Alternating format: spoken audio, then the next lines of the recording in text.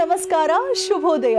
ನೀವು ನೋಡ್ತಾ ಇದ್ದೀರಾ ಮಂಗಳವಾರದ ವಿಶೇಷ ಧರ್ಮ ಜ್ಯೋತಿ ಕಾರ್ಯಕ್ರಮವನ್ನ. ತಮ್ಮೆಲ್ಲರಿಗೂ ಕಾರ್ಯಕ್ರಮಕ್ಕೆ ಪ್ರೀತಿಪೂರ್ವಕ ಸ್ವಾಗತ, ಸುಸ್ವಾಗತ ಅಂತ ಇದ್ದೀನಿ. ಎಂದಿನಂತೆ ನಾನು ನಿಮ್ಮ ಮನೆ ಮಗಳು ದಿವ್ಯಾ ಆಲೂರ್. ಬನ್ನಿ ಗುರುಗಳನ್ನ ಕಾರ್ಯಕ್ರಮಕ್ಕೆ ಸ್ವಾಗತಿಸ್ಬಿಡೋಣ. ನಮ್ಮ ಜೊತೆ ಎಂದಿನಂತೆ ಇದ್ದಾರೆ ಸುವಿಚಾರವನ್ನ ನಮ್ಮ ಹೃದಯಾಂತರಾಳಕ್ಕೆ ತಲುಪೋ ಒಂದು ಕೆಲಸವನ್ನ ಮಾಡ್ತಿರುವಂಥ ನಾಡಿನ ಹೆಸರಾಂತ ಜ್ಯೋತಿಷಿಗಳು, ವೇದಾಗಮ ಪಂಡಿತರು, ಆಧ್ಯಾತ್ಮಿಕ ಚಿಂತಕರಾದಂಥ ವಾಚಸ್ಪತಿ ಗುರುಗಳು. ಗುರುಗಳೇ ನಮಸ್ಕಾರ, ಕಾರ್ಯಕ್ರಮಕ್ಕೆ ಹೃತ್ಪೂರ್ವಕ ಸ್ವಾಗತ. ತಮ್ಮ ನಮಸ್ಕಾರ ಮತ್ತು ಧನ್ಯವಾದ ತಮಗೆ. ಗುರುಗಳೇ, ಇಂದು ಕೂಡ ಒಂದು ಶ್ಲೋಕದೊಂದಿಗೆ ಕಾರ್ಯಕ್ರಮವನ್ನ ಪ್ರಾರಂಭಿಸೋಣವಾ? ಓಂ ಗಜಾನನಂ ಭೂತಗಣಾದಿಸೇವಿತಂ ಕಪಿತ್ಥಜಂಬೂಫಲಸಾರಭಕ್ಷಿತಂ ಉಮಾಸುತಂ ಶೋಕವಿನಾಶಕಾರಣಂ ನಮಾಮಿ ವಿಘ್ನೇಶ್ವರ ಪಾದಪಂಕಜಂ. ನಮಃ ಶಾಂತಾಯ ದಿವ್ಯಾಯ ಸತ್ಯಧರ್ಮಸ್ವರೂಪಿಣೆ ಸ್ವಾನಂದಾಮೃತತೃಪ್ತಾಯ ಶ್ರೀಧರಾಯ ನಮೋ ನಮಃ. ಓಂ. ಈಗ ಪ್ರಾರಂಭ ಮಾಡೋಣ ದಿನ ಭವಿಷ್ಯ ವಿಭಾಗವನ್ನ. ನಮ್ಮೆಲ್ಲ ವೀಕ್ಷಕರಿಗೆ ಇವತ್ತಿನ ಧರ್ಮಜ್ಯೋತಿ ಕಾರ್ಯಕ್ರಮಕ್ಕೆ ಹಾರ್ದಿಕವಾದಂಥ ಸ್ವಾಗತವನ್ನು ಬಯಸ್ತಾ, ಹಾಗೆ ಯಾರ್ಯಾರು ಈ ಒಂದು ಸೆಪ್ಟೆಂಬರ್ ತಿಂಗಳ 9ನೇ ತಾರೀಕು ನಿಮ್ಮ ಹುಟ್ಟಿದ ಹಬ್ಬ, ವಿವಾಹ ವಾರ್ಷಿಕೋತ್ಸವ ಮೊದಲಾದಂತಹ ಸಂಭ್ರಮದಲ್ಲಿ ಏನಿದ್ದೀರಾ, ನಿಮಗೆಲ್ಲರಿಗೂ ಕೂಡ ಶುಭಾಶಯಗಳು. ಭಗವಂತ ನಿಮ್ಮೆಲ್ಲರ ಇಷ್ಟಾರ್ಥಗಳನ್ನು ಈಡೇರಿಸಲಿ, ನಿಮ್ಮನ್ನು ಎಲ್ಲ ರೀತಿಯ ಸಂಕಟಗಳಿಂದ ಪಾರು ಮಾಡಿ ನಿಮ್ಮ ಜೀವನದಲ್ಲಿ ಸುಖ, ಶಾಂತಿ, ನೆಮ್ಮದಿಯನ್ನು ಅನುಗ್ರಹಿಸಲಿ, ಸದಾಕಾಲ ನಿಮ್ಮನ್ನು ಚೆನ್ನಾಗಿಟ್ಟಿರಲಿ ಅಂಥೇಳಿ ಆ ಪರಮಾತ್ಮನನ್ನು ಪ್ರಾರ್ಥನೆ ಮಾಡಿಕೊಳ್ತಾ ಇವತ್ತಿನ ಪಂಚಾಂಗವನ್ನು ಮೊದಲು ನೋಡೋಣ. ಇವತ್ತು ಸ್ವಸ್ತಿಶ್ರೀ ವಿಶ್ವಾವಸುನಾಮ ಸಂವತ್ಸರದ ದಕ್ಷಿಣಾಯನ ವರ್ಷ ಋತು ಭಾದ್ರಪದ ಮಾಸ ಕೃಷ್ಣ ಪಕ್ಷದ ಬಿದಿಗೆಯ ದಿನ. ಇವತ್ತು ಉತ್ತರ ಭಾದ್ರಪದ ನಕ್ಷತ್ರ ಇದೆ, ಅರ್ಥಾತ್ ಮೀನ ರಾಶಿಯಲ್ಲಿ ಚಂದ್ರನ ಸಂಚಾರ ನೆನ್ನೆನೆ ಬಂದಿದ್ದಾನೆ. ಹಾಗಾಗಿ ಮೀನ ರಾಶಿಯಲ್ಲಿ ಚಂದ್ರ ಇರ್ತಕ್ಕಂಥದ್ದು, ಗಂಡ ಅನ್ನುವಂತಹ ಯೋಗ ಇದೆ, ಗರಜ ಕರಣ ಇದೆ. ಇದು ಇವತ್ತಿನ ಪಂಚಾಂಗವಾದರೆ, ಇವತ್ತು ಮುಖ್ಯವಾಗಿ ಏನಪ್ಪ ಅಂತಂದರೆ ಗ್ರಹ ಗತಿಗಳ ವ್ಯತ್ಯಾಸವನ್ನು ಒಂದು ಸಾರಿ ನೋಡ್ತಾ ಹೋಗೋಣ. ಏನಂತ, ಮೇಷ ಮತ್ತು ವೃಷಭ ರಾಶಿಯಲ್ಲಿ ಯಾವುದೇ ಗ್ರಹ ಸಂಚಾರ ಯಥಾ ಪ್ರಕಾರ ಇಲ್ಲ. ಮಿಥುನದಲ್ಲಿ ಗುರು, ಕರ್ಕಾಟಕದಲ್ಲಿ ಶುಕ್ರ, ಸಿಂಹ ರಾಶಿಯಲ್ಲಿ ರವಿ, ಬುಧ ಮತ್ತು ಕೇತು ಇದ್ದಾರೆ. ಹಾಗೆ ಕನ್ಯಾ ರಾಶಿಯಲ್ಲಿ ಮಂಗಳನ ಸಂಚಾರ ಇದೆ. ತುಲಾ, ವೃಶ್ಚಿಕ, ಧನು, ಮಕರ ಈ 4 ರಾಶಿಗಳಲ್ಲೂ ಯಾವುದೇ ಗ್ರಹ ಸಂಚಾರ ಇಲ್ಲ. ಕುಂಭರಾಶಿಯಲ್ಲಿ ರಾಹು, ಯಥಾ ಪ್ರಕಾರ ಮೀನ ರಾಶಿಯಲ್ಲಿರ್ತಕ್ಕಂಥ ಶನೈಶ್ಚರ, ಅವನ ಜೊತೆಯಲ್ಲಿ ಇವತ್ತು ಉತ್ತರ ಭಾದ್ರಪದ ನಕ್ಷತ್ರ ಆಗಿರೋದ್ರಿಂದ ಚಂದ್ರ ಕೂಡ ಮೀನ ರಾಶಿಯಲ್ಲೇ ಇರ್ತಕ್ಕಂಥದ್ದು. ಇದು ಇವತ್ತಿನ ಗ್ರಹಸ್ಥಿತಿ. ಮತ್ತು ಇನ್ನೊಂದು ಮುಖ್ಯವಾದ ವಿಚಾರ ಏನಂತಂದರೆ, ನಿಮಗೆಲ್ಲರಿಗೂ ಗೊತ್ತಿದೆ, ನಿನ್ನೆಯಿಂದ ಪಿತೃಪಕ್ಷ ಆರಂಭ ಆಗಿದೆ. ಅಧಿಕೃತವಾಗಿ ಆಚರಣೆ ವಿಚಾರದಲ್ಲಿ ಪಿತೃ ಕಾರ್ಯಗಳನ್ನು ಮಾಡ್ತಕ್ಕಂಥವರಿಗೆಲ್ಲರಿಗೂ ಕೂಡ ಈ ಒಂದು 15 ದಿವಸಗಳ ಕಾಲ ಏನಿದೆ, ಮಹಾಲಯ ಅಮಾವಾಸ್ಯೆ ಅನ್ನುವಲ್ಲಿವರೆಗೂ ಕೂಡ ಈ ಒಂದು ಪಿತೃ ಕಾರ್ಯವನ್ನು ಆಚರಣೆ ಮಾಡಲಿಕ್ಕೆ ಯೋಗ್ಯವಾದಂಥ ದಿವಸ ಆಗಿರುತ್ತೆ. ನಿಮ್ಮ ಕುಟುಂಬದ ಹಿರಿಯರ, ತೀರಿ ಹೋದವರ ಒಂದು ಸದ್ಗತಿಗೋಸ್ಕರ ಮತ್ತು ಅವರ ಚಿರಶಾಂತಿಗೋಸ್ಕರವಾಗಿ ಮಾಡ್ತಕ್ಕಂಥ ಕಾರ್ಯ ಇದು. ಇದನ್ನು ಸರಿಯಾದ ರೀತಿಯಲ್ಲಿ ಆಚರಣೆ ಮಾಡಿಕೊಂಡು ಹಿರಿಯರ ಅನುಗ್ರಹ ಕೂಡ ನೀವು ಪಡ್ಕೊಳ್ಳೋಕೆ ಅವಕಾಶ ಇರುತ್ತೆ. ಈಗ ಪ್ರಾರಂಭ ಮಾಡೋಣ ದಿನ ಭವಿಷ್ಯ ವಿಭಾಗವನ್ನ. ಗುರುಗಳೇ, ಮೊದಲ ರಾಶಿ ಮೇಷರಾಶಿಗೆ ಹೇಗಿದೆ ಈ ದಿನ? ಮೇಷರಾಶಿಯವರಿಗೆ ಇವತ್ತು ಸ್ವಲ್ಪ ಭಯ ಮಿಶ್ರಿತವಾಗಿರ್ತಕ್ಕಂಥ ಒಂದು ವಾತಾವರಣದ ಲಕ್ಷಣ ಕಾಣಿಸುತ್ತೆ. ಕಾರಣ ಏನಂತಂದರೆ, 12ನೇ ರಾಶಿಯಲ್ಲಿರ್ತಕ್ಕಂಥ ಚಂದ್ರ ವಿಶೇಷವಾಗಿ ತಾಯಿ ಸಂಬಂಧಿತವಾಗಿ ಬೇಸರ ಅಥವಾ ತಾಯಿಯ ನೆನಪು ಅಥವಾ ತಾಯಿಯ ಆರೋಗ್ಯದ ವಿಷಯದಲ್ಲಿ ಕಾಳಜಿ ಇತ್ಯಾದಿಗಳು ಮಾತೃ ಸಂಬಂಧಿತವಾಗಿರ್ತಕ್ಕಂಥದ್ದು ಅಂತ ಕಾಣಿಸುತ್ತೆ. ಜೊತೆಯಲ್ಲಿ ಚಂದ್ರ ಶನಿಯ ಜೊತೆಯಲ್ಲಿರ್ತಕ್ಕಂಥದ್ದಾದ್ದರಿಂದ ಕೆಲವರಿಗೆ ಸ್ವಲ್ಪ ಮಟ್ಟಿನ ಪ್ರೇತಬಾಧೆ ಅಂತಕ್ಕಂಥದ್ದು ಯಾವ ಕುಟುಂಬದಲ್ಲಿ ಇದೆ ಅಂಥವರಿಗೆ, ಅದು ಮೇಷರಾಶಿಯವರಿಗೆ ಸ್ವಲ್ಪ ಅದರ ತೊಂದರೆಗಳು ಜಾಸ್ತಿ ಆಗ್ತಕ್ಕಂಥ ಕೆಲವಷ್ಟು ಲಕ್ಷಣಗಳಾಗಿರುತ್ತೆ. ಹಾಗಾಗಿ ಸ್ತ್ರೀ ಪ್ರೇತ ಇರ್ತಕ್ಕಂಥವರಿಗೆ, ಸ್ತ್ರೀ ಶಾಪ ಇರ್ತಕ್ಕಂಥವ್ರಿಗೆ ಎಲ್ಲರಿಗೂ ಕೂಡ ಅನೇಕ ರೀತಿಯ ಸಮಸ್ಯೆಗಳು ಮಾನಸಿಕವಾಗಿರ್ತಕ್ಕಂಥದ್ದು ಕಾಣುತ್ತೆ. ಹಾಗಾಗಿ ಯೋಗ್ಯವಾಗಿರ್ತಕ್ಕಂಥ ರೀತಿಯಲ್ಲಿ ಅದಕ್ಕೆ ಪರಿಹಾರ ಉಪಾಯಗಳನ್ನು ಮಾಡ್ಕೊಳ್ಳಿ. ಇಲ್ಲ ನಮಗೆ ಗೊತ್ತಾಗೋಲ್ಲ, ಹಾಗದೆಲ್ಲ ಮಾಡಿ ನಮ್ಗೆ ಅಭ್ಯಾಸ ಇಲ್ಲ, ಅನುಭವ ಇಲ್ಲ ಅಂತಕ್ಕಂಥವರು, ಆ ಥರದ ಸಮಸ್ಯೆಗಳಿಂದ ಬಳಲ್ತಾ ಇರ್ತಕ್ಕಂಥವ್ರು ಅಥವಾ ಮಾನಸಿಕವಾಗಿ ಭಯ ಇತ್ಯಾದಿ ಒಂದು ಬೇಸರದ, ದುಃಖದ ಒಂದು ಸ್ಥಿತಿಯಲ್ಲಿರ್ತಕ್ಕಂಥವ್ರು ಏನು ಮಾಡಬೇಕಂತಂದರೆ, ಇವತ್ತು ಅಂಥವರು ವಿಷ್ಣು ಸಹಸ್ರನಾಮವನ್ನು ಪಠಿಸಬೇಕು. ಪಠನೆ ಮಾಡಲಿಕ್ಕೆ ನಿಮಗೆ ಅವಕಾಶವಿಲ್ಲದೇ ಇದ್ದಂಥ ಪಕ್ಷದಲ್ಲಿ ಏನು ಮಾಡಬೇಕಂತಂದರೆ ಶ್ರವಣ ಮಾಡಿ. ಆ ವಿಷ್ಣು ಸಹಸ್ರನಾಮವನ್ನು ಕೇಳೋದಕ್ಕೂ ಕೂಡ ಅಷ್ಟೇ ವಿಶೇಷವಾಗಿರ್ತಕ್ಕಂಥ ಒಂದು ಫಲ ಅಂತಕ್ಕಂಥದ್ದುಂಟು. ಹಾಗಾಗಿ ಶ್ರದ್ಧಾಭಕ್ತಿಯಿಂದ ಒಂದು ಕಡೆಯಲ್ಲಿ ಕೂತ್ಕೊಂಡು ಶುದ್ಧವಾಗಿ ವಿಷ್ಣು ಸಹಸ್ರನಾಮವನ್ನು ಶ್ರವಣ ಮಾಡಿ. ಶುಭವಾಗಲಿ. ಮುಂದಿಂದು ವೃಷಭ ರಾಶಿ. ವೃಷಭ ರಾಶಿಯವರಿಗೆ ಇವತ್ತು ಲಾಭದಲ್ಲಿರ್ತಕ್ಕಂಥ ಶನಿಚಂದ್ರ ಯೋಗ. ಅರ್ಥಾತ್ ಏನು ಅಂತಂದರೆ ಲಾಭಾಂಶದಲ್ಲಿ ಕೊರತೆ ಆಗ್ತಕ್ಕಂಥದ್ದು, ವ್ಯಾಪಾರ ವ್ಯವಹಾರಗಳಲ್ಲಿ ಮಂದಗತಿಯ ಪ್ರಗತಿ, ದೊಡ್ಡ ಮಟ್ಟದ ಲಾಭಾಂಶ ಇತ್ಯಾದಿಗಳು ಕಾಣಿಸೋದಿಲ್ಲ. ಬದಲಾಗಿ ಸ್ವಲ್ಪ ಮಂದಗತಿಯಲ್ಲಿ ಆ ಒಂದು ಲಾಭ ಇತ್ಯಾದಿಗಳನ್ನು ನಿರೀಕ್ಷೆ ಮಾಡಬಹುದಾಗಿರುತ್ತೆ. ಒಟ್ಟಾರೆ ಉಳಿಕೆ ಎಲ್ಲ ವಿಚಾರಗಳಲ್ಲೂ ಕೂಡ ಚೆನ್ನಾಗಿದೆ, ತೊಂದರೆ ಇಲ್ಲ. ತೃತೀಯಾಧಿಪತಿ ಆಗಿರ್ತಕ್ಕಂಥ ಚಂದ್ರ ಲಾಭದಲ್ಲಿರೋದ್ರಿಂದ ಸಾಕಷ್ಟು ಮಾನಸಿಕವಾಗಿರ್ತಕ್ಕಂಥ ಧೈರ್ಯ ಸ್ಥೈರ್ಯಗಳೆಲ್ಲ ಉಂಟು.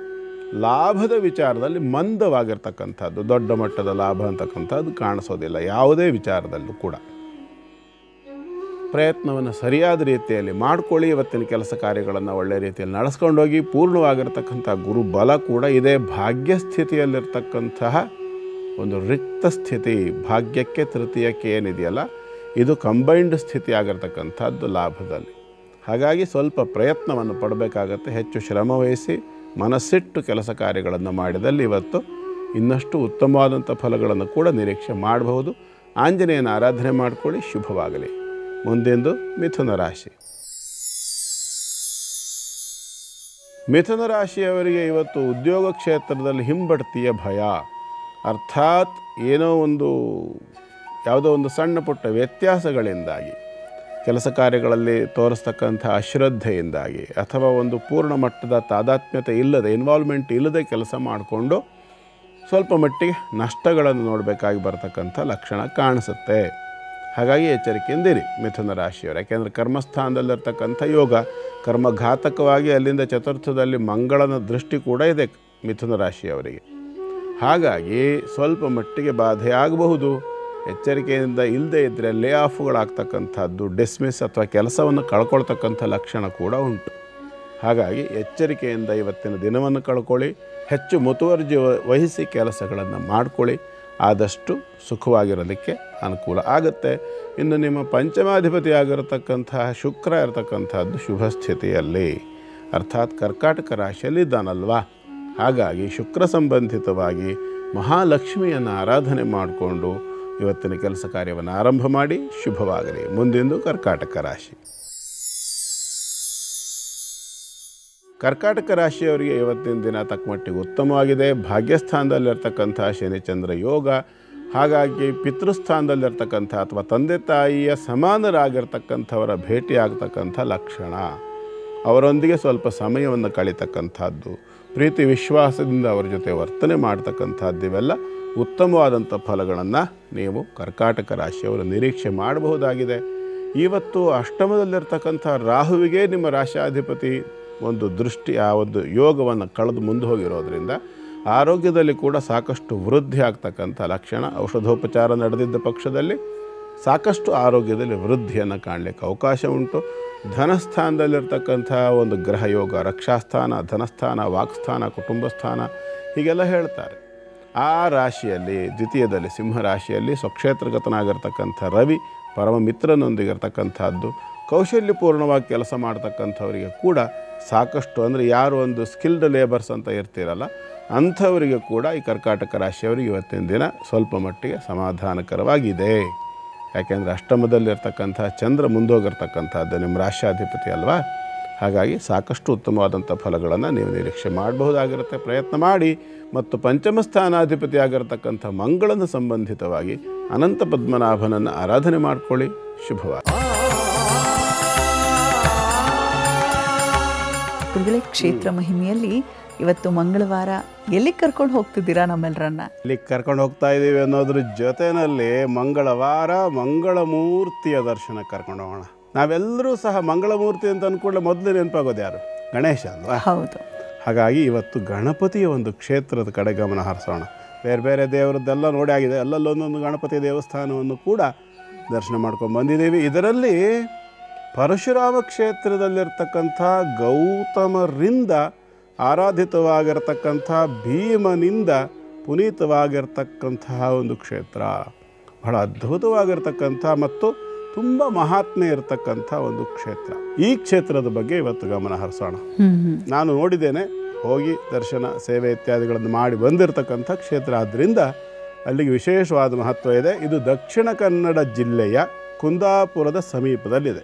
ಈಗ ಉಡುಪಿ ಜಿಲ್ಲೆ ಆಗಿದೆ. ಉಡುಪಿ ಜಿಲ್ಲೆ ಕುಂದಾಪುರ ತಾಲೂಕಿನಲ್ಲಿ ಕುಂದಾಪುರ ಪಟ್ಟಣಕ್ಕೆ ಸ್ವಲ್ಪ ಹತ್ತಿರದಲ್ಲಿ ಒಂದು ಸಾಧಾರಣವಾಗಿರತಕ್ಕಂಥ ಬೆಟ್ಟದ ಒಂದು ಸ್ಥಾನದಲ್ಲಿದೆ. ಜಾಗ ಯಾವುದು ಅಂತ ಆಮೇಲೆ ಹೇಳ್ತೀನಿ. ಈ ಕ್ಷೇತ್ರದ ಒಂದು ಮಹತ್ವದ ಕಡೆಗೆ ಮೊದಲು ಗಮನ ಹರಿಸೋಣ. ಈ ಕ್ಷೇತ್ರದಲ್ಲಿ ಹಿಂದೆ ಗೌತಮ ಮಹರ್ಷಿಗಳು ತಪಸ್ಸು ಮಾಡ್ತಾ ಇದ್ದಂಥ ಒಂದು ಕ್ಷೇತ್ರ ಇದು. ಇದು ಸಹ್ಯಾದ್ರಿ ಬೆಟ್ಟದ ತಪ್ಪಲು ಪರಶುರಾಮ ಕ್ಷೇತ್ರ ಕೂಡ ಹೌದು. ಪರಶುರಾಮ ಕ್ಷೇತ್ರ ಅಂದರೆ ಯಾಕೆ ಅಂತಂದರೆ, ಭೂದಾನವನ್ನು ಮಾಡಿದ ನಂತರ ಪರಶುರಾಮರಿಗೆ ಮತ್ತೊಂದು ಸ್ವಲ್ಪ ದಾನವನ್ನು ಮಾಡಬೇಕು ಅನ್ನೋ ಅಪೇಕ್ಷೆ ಉಂಟಾದಾಗ ಆಗ ಪರಶುರಾಮರು ಏನು ಮಾಡ್ತಾರೆ ಅಂತಂದರೆ ತಮ್ಮ ಕೊಡಲಿಯನ್ನು ಬಿಸಾಕ್ತಾರೆ.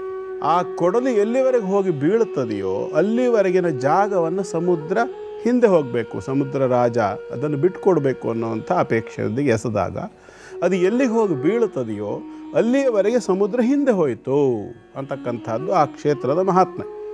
ಅಂದರೆ ಪರಶುರಾಮ ಕ್ಷೇತ್ರ ಅಂತ ಏನಿದೆ ಇವತ್ತಿನ ಸುಮಾರಿಗೆ ನಾವು ಅಂದಾಜು ಹೇಳೋದಾದರೆ ಕಾರವಾರ ಅಥವಾ ಗೋವಾದ ಹತ್ತಿರದಿಂದ ಈ ಕಡೆ ತ್ರಿವೇಂದ್ರಂ ತಿರುವನಂತಪುರಂವರೆಗೂ ಕೂಡ ಬರ್ತಕ್ಕಂಥ ಒಂದು ಬೆಲ್ಟ್, ಅದು ಅರ್ಧಚಂದ್ರಾಕಾರದಲ್ಲಿದೆ. ಈ ಸಂಪೂರ್ಣ ಕ್ಷೇತ್ರವನ್ನು ಪರಶುರಾಮ ಕ್ಷೇತ್ರ ಅಂತ ಕರೀತಾರೆ. ಅಲ್ಲಿ ಕೊಡಲಿಯನ್ನು ಬಿಸಾಕಿದಾಗ ಸಮುದ್ರ ಹಿಂದೆ ಹೋಯಿತು ಅಂಥೇಳಿ. ಅಂತಹ ಒಂದು ವಿಶೇಷ ಮಹಾತ್ಮೆ ಇರತಕ್ಕಂತಹ ಒಂದು ಬೆಟ್ಟದಲ್ಲಿ ಗೌತಮ ಮಹರ್ಷಿಗಳು ತಪಸ್ಸು ಮಾಡ್ತಾ ಕುಳಿತಿರ್ತಾರೆ. ಆಗ ಒಬ್ಬ ಕುಂಭಾಸುರ ಅನ್ನುವಂಥ ರಾಕ್ಷಸನ ಉತ್ಪತ್ತಿ ಆಗ್ತದೆ. ಆ ಕುಂಭಾಸುರ ರಾಕ್ಷಸ ಅಲ್ಲಿ ಇರ್ತಕ್ಕಂಥ ಅನೇಕ ಋಷಿಮುನಿಗಳನ್ನು, ಆ ಸ್ಥಾನದ ವಾಸಿಗಳು ಅಂತ ಏನಿರ್ತಾರೆ ಅವರುಗಳಿಗೆಲ್ಲ ತುಂಬ ಕಿರಿಕಿರಿಯನ್ನು ಉಂಟು ಮಾಡ್ತಾ ಇರ್ತಾನೆ. ಅವ್ರಿಗೆ ಯಾರಿಗೂ ಯಾವ ರೀತಿಯಲ್ಲೂ ತಮ್ಮನ್ನು ತಾವು ಬಚಾವ್ ಮಾಡ್ಕೊಳ್ಳೋಕ್ಕಾಗೋದಿಲ್ಲ. ಆ ಸಂದರ್ಭದಲ್ಲಿ ಗೌತಮರಿಗೆ ಏನನ್ನಿಸ್ತದೆ ಅಂದರೆ, ಈಗ ಪಾಂಡವರು ವನವಾಸಕ್ಕಾಗಿ ಬಂದಿದ್ದಾರೆ. ಯಾವ ಒಂದು ಪಾಂಡವರ ಕಥೆ ನಮಗೆಲ್ಲ ಗೊತ್ತು ಮಹಾಭಾರತದಲ್ಲಿ. ಆ ಪಾಂಡವರು ವನವಾಸಕ್ಕಾಗಿ ದಕ್ಷಿಣಕ್ಕೆ ಬಂದಿದ್ದಾರೆ. ಆ ದಕ್ಷಿಣದಲ್ಲಿ ಈಗ ಭೀಮಾದಿ ಏನು 4 ಜನ, ಆಗ ಅವರಲ್ಲಿ ಅರ್ಜುನ ಇರಲಿಲ್ಲ. ಅರ್ಜುನ ಇಂದ್ರಕೀಲ ಪರ್ವತದ ಮುಖಾಂತರವಾಗಿ ಅವನು ನಿವಾತಕವಚ ರಾಕ್ಷಸರ ಜೊತೆ ಯುದ್ಧ ಮಾಡಲಿಕ್ಕಾಗಿ ಸ್ವರ್ಗಕ್ಕೆ ಹೊರಟೋಗಿರ್ತಾನೆ. ಆ ಸಂದರ್ಭದಲ್ಲಿ 4 ಜನ ಪಾಂಡವರು ಮತ್ತು ದ್ರೌಪದಿ ದೇವಿಯೊಂದಿಗೆ ಬಂದಿದ್ದಾರೆ ಅಂತ ಗೊತ್ತಾಗುತ್ತೆ ಗೌತಮರಿಗೆ. ಹಾಗಾದರೆ ಈ ಕುಂಭಾಸುರನ ಸಂಹಾರ ಮಾಡಲಿಕ್ಕೆ ಯೋಗ್ಯವಾದ ವ್ಯಕ್ತಿ ಅಲ್ಲಿ ಇದ್ದಾನೆ ಅಂತ ತೀರ್ಮಾನ ಮಾಡಿ ಅಲ್ಲಿಂದ ಬಹಳ ಸಮೀಪದಲ್ಲಿ ಇರ್ತಕ್ಕಂಥದ್ದು ಒಂದು ಕ್ಷೇತ್ರ ಇದೆ ಅಲ್ಲಿ. ಆ ಕ್ಷೇತ್ರದ ಬಗ್ಗೆ ಮುಂದಿನ ದಿನದಲ್ಲಿ ನಾನು ಹೇಳ್ತೀನಿ. ಭೀಮೇಶ್ವರ ಕ್ಷೇತ್ರ ಅಂಥೇಳಿ. ಆ ಕ್ಷೇತ್ರದಲ್ಲಿ ಶಿವರಾತ್ರಿಯ ಸಂದರ್ಭದಲ್ಲಿ ಶಿವಾರಾಧನೆಯನ್ನು ಮಾಡ್ತಾ ಇದ್ದಾರೆ ಪಾಂಡವರು ಅನ್ನೋ ವಿಷಯ ತಿಳ್ಕೊಂಡು ಗೌತಮ ಮಹರ್ಷಿಗಳು ಅಲ್ಲಿಂದ ನೇರವಾಗಿ ಪಾಂಡವರನ್ನು ಭೇಟಿಯಾಗಲಿಕ್ಕಾಗಿ ಬರ್ತಾರೆ. ಹಾಗೆ ಬಂದವರು ಭೀಮನಲ್ಲಿ ವಿಷಯವನ್ನು ತಿಳಿಸ್ತಾರೆ. ನೋಡಪ್ಪ, ಹೀಗಿದೆ ವಿಷಯ. ಈ ಒಂದು ಕುಂಭಾಸುರ ಅಂತಕ್ಕಂತಹ ರಾಕ್ಷಸ ಬಹಳ ಹಿಂಸೆಯನ್ನು ಕೊಡ್ತಾ ಇದ್ದಾನೆ ನಮಗಿಲ್ಲಿರೋ ವಾಸಿಗಳಿಗೆಲ್ಲ. ನೀನು ಹೇಗಾದರೂ ಮಾಡಿ ಅವನನ್ನು ಒಂದು ಸಂಹಾರ ಮಾಡಿ ಸ್ವಲ್ಪ ಶಾಂತಿ ನೆಲೆಗೊಳ್ಳೋ ರೀತಿಯಲ್ಲಿ ಮಾಡಬೇಕು ಅಂತ ಹೇಳಿದಾಗ ಅಲ್ಲಿಂದ ಬರ್ತಾನೆ ಭೀಮ. ಬಂದಾಗ ಕುಂಭಾಸುರನಿಗೂ ಭೀಮನಿಗೂ ಸ್ವಲ್ಪ ಸರಿಯಾದ ಮಲ್ಲ ಯುದ್ಧವೇ ಆಗ್ತದೆ ಜೋರಾಗಿ. ಭೀಮನ ಎದುರುಗಡೆ ಎಲ್ಲ ಯಾರೂ ನಿಂತು ಗೆದ್ದವರು ಇಲ್ಲ.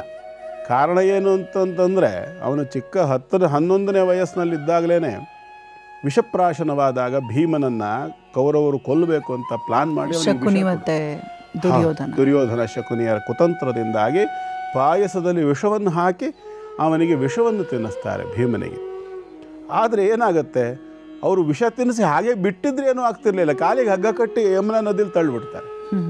ಆ ಯಮುನಾ ನದಿಯಲ್ಲಿ ತಳ್ಳಿದರೆ ಆ ನದಿಯಲ್ಲಿ ಬಿದ್ದವನು ಮಡುವಿನಲ್ಲಿ ತೇಲ್ಕೊಂಡು ಹೋಗ್ಬಿಟ್ಟು ಇಳಿದು ನಾಗಲೋಕಕ್ಕೆ ಹೋಗ್ತಾನೆ. ಎಲ್ಲಿ ಸಜ್ಜನರಿಗೆ ಸತ್ಪುರುಷರಿಗೆ ಏನೇ ಅಪಚಾರ ಮಾಡಲಿಕ್ಕೆ ಹೋದರೂ ಪರ್ಯಾಯವಾಗಿ ಅದು ಅವರಿಗೆ ಒಳ್ಳೆಯದನ್ನೇ ಮಾಡುತ್ತೆ ಹೇಳೋದಕ್ಕೆ ಸಾಕ್ಷಿ ಇದು. ಆ ವಿಷಪ್ರಾಶನವಾಗಿರ್ತಕ್ಕಂಥ ಭೀಮ ಯಮುನಾ ನದಿಯಲ್ಲಿ ಇವರು ತಳ್ಳಿಬಿಡ್ತಾರೆ ಕಾಲಿಗೆ ಹಗ್ಗ ಕಟ್ಟಿ. ಪ್ರಜ್ಞೆ ತಪ್ಪಿ ಬಿದ್ದುಬಿಟ್ಟಿರ್ತಾನೆ ವಿಷದ ಪ್ರಭಾವಕ್ಕೆ. ಹಾಗೆ ನೆಲಕ್ಕೆ ಹೋದವನು, ಕೆಳಗಡೆ ಪಾತಾಳಕ್ಕೆ ಹೋದವನ್ನ ಹಾವುಗಳು ಕಚ್ಚುತ್ತವೆ. ಹೊಟ್ಟೆ ಒಳಗಡೆ ಇರುವಂಥ ವಿಷಯಕ್ಕೂ ಹಾವುಗಳು ಕಚ್ಚಿರೋ ವಿಷಕ್ಕೂ ಸಹ ಒಂದು ರಿಯಾಕ್ಷನ್ ಆಗಿಬಿಟ್ಟು ನ್ಯೂಟ್ರಲೈಸ್ ಆಗಿಬಿಡ್ತದೆ. ಎಚ್ಚೆತ್ತುಕೊಂಡ್ಬಿಡ್ತಾನೆ. ಅಲ್ಲಿ ನಾಗರಾಜನಿಂದ ಅನುಗ್ರಹವಾಗಿ ಕುಡ್ಕೊಂಬಂದಾಗ 1000 ಬಲ, ಅಂದರೆ 1000 ಗಜ ಬಲ, 1000 ಆನೆಗಳ ಶಕ್ತಿ ಭೀಮನಿಗಿರುತ್ತೆ. ಅಂಥವನು ಮುಂದೆ ಈ ಕುಂಭಾಸುರ ನಿಲ್ತಾನೆ. ಹಾಗಾಗಿ ಅಂಥ ಒಂದು ಕುಂಭಾಸುರನನ್ನು ಸಂಹಾರ ಮಾಡಿ ಶಾಂತಿ ನೆಲೆಗೊಳ್ಳುವಂತೆ ಮಾಡಿಬಿಟ್ಟು ಹೊರಟೋಗ್ತಾನೆ. ಹೀಗೇ ಕಾಲಗಳು ಕಳೆದು ಆ ಜಾಗದಲ್ಲಿ, ಆ ಕುಂಭಾಸುರ ಇದ್ದಂತಹ ಜಾಗ ಅಥವಾ ಕುಂಭಾಸುರನ ದೇಹ ಬಿದ್ದಂತಹ ಜಾಗದಲ್ಲಿ ಕಾಲಕ್ರಮೇಣ ಏನಾಗ್ತದೆ ಅಂತಂದರೆ ಒಂದು ಕಲ್ಲಿನ ಬೆಟ್ಟದ ರೀತಿಯಲ್ಲಿ ಸಿದ್ಧವಾಗ್ತದೆ. ಪ್ರಕೃತಿ ಸಹಜ, ಪ್ರಕೃತಿಯಲ್ಲಿ ಆಗ್ತಕ್ಕಂಥ ವ್ಯತ್ಯಾಸಗಳಿಂದಾಗಿ ಆ ಒಂದು ಕಲ್ಲಿನ ಬೆಟ್ಟದ ಮೇಲೆ ಆ ಗಣೇಶನ ಆಕಾರ ಬರುವ ರೀತಿಯಲ್ಲಿ, ಆನೆ ಆಕಾರ ಬರುವ ರೀತಿಯಲ್ಲಿ ಸಿದ್ಧವಾಗಿರ್ತದೆ. ಆ ಪ್ರಾಂತ್ಯದಲ್ಲಿ ಈಗ ಒಂದು 300-400 ವರ್ಷದ ಹಿಂದೆ ಆ ಪ್ರಾಂತ್ಯದಲ್ಲಿದ್ದಂತಹ ಒಬ್ಬ ವಿಶ್ವೇಶ್ವರ ಉಪಾಧ್ಯಾಯ ಅಂತಕ್ಕಂಥವರಿಗೆ ಒಂದು ದಿನ ದೃಷ್ಟಾಂತ ಆಗತ್ತೆ ಸ್ವಪ್ನದಲ್ಲಿ. ಏನು ದೃಷ್ಟಾಂತ ಆಯಿತು, ಏನಾಯಿತು ಅನ್ನೋದನ್ನು ಮುಂದಿನ ಭಾಗದಲ್ಲಿ ನೋಡೋಣ. ಖಂಡಿತ. ಗುರುಗಳೇ, ಗಣಪನ ಕುರಿತಾಗಿ ತಾವು ಹೇಳ್ತಾ ಇದ್ರಿ, ಆದರೆ ಯಾವ ಕ್ಷೇತ್ರ ಅಂತ ಇನ್ನೂ ಹೇಳಲಿಲ್ಲ. ಹಾಗಾಗಿ ಆಚಾರ ವಿಚಾರಕ್ಕೂ ಹೋಗೋಕ್ಕೂ ಮುನ್ನ ಯಾವ ಕ್ಷೇತ್ರ ತಿಳಿಸ್ಕೊಟ್ಬಿಡಿ, ನಂತರ ಆಚಾರ ವಿಚಾರದ ಬಗ್ಗೆ ಗಮನ ಕೊಡೋಣ. ಇಲ್ಲಿ ಆಚಾರ ವಿಚಾರ ಇರೋದಕ್ಕಾಗಿ ಅದನ್ನು ಅಲ್ಲಿಗೆ ನಿಲ್ಲಿಸಿದ್ದು ನಾನು, ಅದು ಪ್ಲಾನ್ ಮಾಡಿಯೇ ನಿಲ್ಲಿಸಿದ್ದೀನಿ. ಆಚಾರ ವಿಚಾರ ಯಾಕೆ ಬರುತ್ತೆ ಅಂತಂದರೆ, ಆ ವಿಶ್ವೇಶ್ವರ ಉಪಾಧ್ಯಾಯರು ಆಚರಿಸಿರ್ತಕ್ಕಂಥ ಆಚಾರ ಬಂತು ಇಲ್ಲಿ. ಅದು ವಿಚಾರವನ್ನು ಗಮನಿಸಬೇಕು. ಅವರೇನು ಮಾಡ್ತಿದ್ರು, ಪ್ರತಿ ಏಕಾದಶಿ ದಿವಸ ಏಕಾದಶಿ ವ್ರತವನ್ನು ಆಚರಣೆ ಮಾಡ್ತಕ್ಕಂಥವರು ಈ ಒಂದು ಕ್ಷೇತ್ರ ಏನಿದೆ, ನಾನೇನು ಹೇಳಲಿಕ್ಕೆ ಹೊರಟಿದ್ದೇನೆ, ಅಲ್ಲಿಂದ ಸುಮಾರು 8-10 ಕಿಲೋಮೀಟ್ರ್ ದೂರದಲ್ಲಿದ್ದವರು. ಅಲ್ಲಿಗೆ ಬಂದು ಅಲ್ಲಿರ್ತಕ್ಕಂಥ ಒಂದು ಚಿಕ್ಕ ಕೊಳದಲ್ಲಿ ಸ್ನಾನ ಮಾಡಿಕೊಂಡು ದೇವತಾರಾಧನೆ ಜಪಾತಪಾನುಷ್ಠಾನಗಳನ್ನು ಮಾಡ್ಕೊಂಡು ಹೋಗ್ತಿದ್ರು ಅವರು. ಅಂಥವರಿಗೆ ಸ್ವಪ್ನದಲ್ಲಿ ಒಂದು ದೃಷ್ಟಾಂತ ಆಯಿತು. ಏನಂತಂದರೆ, ಇಂತಹ ಜಾಗದಲ್ಲಿ ನನ್ನ ಆವಾಸ ಇದೆ, ಅಲ್ಲಿ ಬಂದು ಆರಾಧನೆ ಅಂತಕ್ಕಂಥದ್ದನ್ನು ಮಾಡು ಅಂತ. ಸರಿ, ಇವ್ರು ಹೋಗಿ ನೋಡ್ತಾರೆ, ಬಂಡೆಯ ಮೇಲೆ ಆನೆಯ ಆಕಾರ ಅಂತಕ್ಕಂಥದ್ದು ಕಾಣಿಸುತ್ತೆ ಅವರಿಗೆ. ಅಲ್ಲಿಯೇ ಅವರು ಆರಾಧನೆ ಅರ್ಚನೆ ಇತ್ಯಾದಿಗಳನ್ನು ಮಾಡಲಿಕ್ಕೆ ಆರಂಭ ಮಾಡ್ತಾರೆ. ಕ್ರಮೇಣ ರೂಪ ಅಂತಕ್ಕಂಥದ್ದು ಪೂರ್ಣವಾಗಿ ಬಂತು. ಇವತ್ತು ಕೂಡ ಅದು ಆನೆಗುಡ್ಡೆ ಅಂತ ಕರೆಸ್ಕೊಂಡಿದೆ. ಆನೆಯ ಆಕಾರದಲ್ಲಿರ್ತಕ್ಕಂಥ ಬಂಡೆಯ ಮೇಲೆ ಆರಾಧನೆ ಇತ್ಯಾದಿಗಳು ನಡ್ಕೊಂಡು ಬಂದು ಅಲ್ಲಿಂದ ಇಂದಿನವರೆಗೂ ಕೂಡ ಕುಂಭಾಸಿ ಕ್ಷೇತ್ರ, ಆನೆಗುಡ್ಡೆಯ ಸಿದ್ಧಿವಿನಾಯಕ ದೇವಸ್ಥಾನ, ಇದು ಬಹಳ ಅದ್ಭುತವಾಗಿರತಕ್ಕಂಥ ಒಂದು ಕ್ಷೇತ್ರ, ಬಹಳ ಪ್ರಸಿದ್ಧವೂ ಹೌದು. ಮತ್ತು ಆ ಒಂದು ಸಾನ್ನಿಧ್ಯ ಜಾಗೃತವಾಗಿರ್ತಕ್ಕಂಥ ಒಂದು ಮಹಾಗಣಪತಿಯ ಕ್ಷೇತ್ರ. ಇಲ್ಲಿ ಕೂಡ ನಿತ್ಯ ವಿಶೇಷವಾಗಿ ಗಣಪತಿ ಆರಾಧನೆ ಅಗ್ನಿಮುಖದಲ್ಲಿ ನಡೀತದೆ, ಪ್ರತಿನಿತ್ಯ ನಡೀತದೆ. ಮತ್ತು ಹೋಗಿ ಬರ್ತಕ್ಕಂಥ ಭಕ್ತಾದಿಗಳು ಅಲ್ಲಿ ವಿಶೇಷವಾಗಿರ್ತಕ್ಕಂಥದ್ದು ಆಚಾರದ ವಿಚಾರ ಏನಪ್ಪ ಅಂತಂದರೆ, ಗಣಪತಿಗೆ ಪೂರ್ಣ ಫಲದ ಅರ್ಪಣೆ, ತೆಂಗಿನಕಾಯಿಗಳನ್ನು ಸಂಖ್ಯೆ ಲೆಕ್ಕದಲ್ಲಿ ನಾವು ತೀರ್ಮಾನ ಮಾಡಿ ಅರ್ಪಿಸ್ತಕ್ಕಂಥ ವ್ಯವಸ್ಥೆ. ನಮ್ಮ ಸಮಸ್ಯೆಗಳೇನಿರ್ತದೆ ಅನ್ನೋದನ್ನು ನೋಡಿ ಅದಕ್ಕೆ ಯೋಗ್ಯವಾದ ರೀತಿಯಲ್ಲಿ ನಡ್ಕೊಳ್ಬೇಕಾಗುತ್ತೆ. ಇದು ಆಚಾರ ವಿಚಾರ. ನಿಮ್ಮದೇನೋ ಪ್ರಶ್ನೆ ಇದೆ ಅಂದ್ರಲ್ಲ, ಕೇಳಿ. ಗುರುಗಳೇ, ಈಗ ಆನೆ ರೂಪದಲ್ಲಿ ಕಾಣ್ತೇವೆ ಗಣಪನನ್ನು. ಕೆಲವರು ಹೇಳ್ತಾರೆ, ತುಂಬ ಹಳೆಯದಾದಂಥ ಎಕ್ಕದ ಗಿಡ ಏನಿರುತ್ತೆ ಅದು ತುಂಬ ಬೇರು ಬಿಟ್ಟಿದ್ರೆ ಅದು ಗಣಪನ ಆಕಾರ ಮೂಡಿರತ್ತೆ ಅಂತ ಹೇಳ್ತಾರೆ. ಹಾಗಂತ ಹೇಳಿ ಇರೋ ಬರೋ ಎಕ್ಕದ ಗಿಡವನ್ನ ದಯಮಾಡಿ ಯಾರು ಹಾಳು ಮಾಡಬಾರ್ದು. ಯಾರೋ ಹೇಳಿದಂಥ ಮಾತು ಇದು ನನ್ನ ಮನಸ್ಸಲ್ಲಿ ಕಾಡ್ತಿತ್ತು. ಆ ಪ್ರಶ್ನೆಯನ್ನ ಗುರುಗಳ ಮುಂದೆ ಇಡ್ತಾ ಇದ್ದೀನಿ. ಏನಾದರೂ ಒಂದು ಸಿದ್ಧಿಯನ್ನು ಪಡ್ಕೊಳ್ಬೇಕು ಅಂತ ಹೇಳಿದ್ರೆ ಅದರ ಬುಡವನ್ನ ಕಡಿದು ತಂದು ಸಿದ್ಧಿಗೆ ಇಟ್ಕೊಳ್ಳಾಗತ್ತೆ ಅಂತ ಕೇಳಿದ್ದೀನಿ. ಸಾಕ್ಷಾತ್ ವಿಘ್ನೇಶ್ವರನ ಒಂದು ರೂಪವದು ಅಂತ ಕೂಡ ಹೇಳಲಾಗತ್ತೆ. ಹೌದಾ ಗುರುಗಳೇ? ಅದರಲ್ಲಿ ಮುಖ್ಯವಾಗಿ ನಾವು ಒಂದು ವಿಚಾರ ಗಮನಿಸಬೇಕು.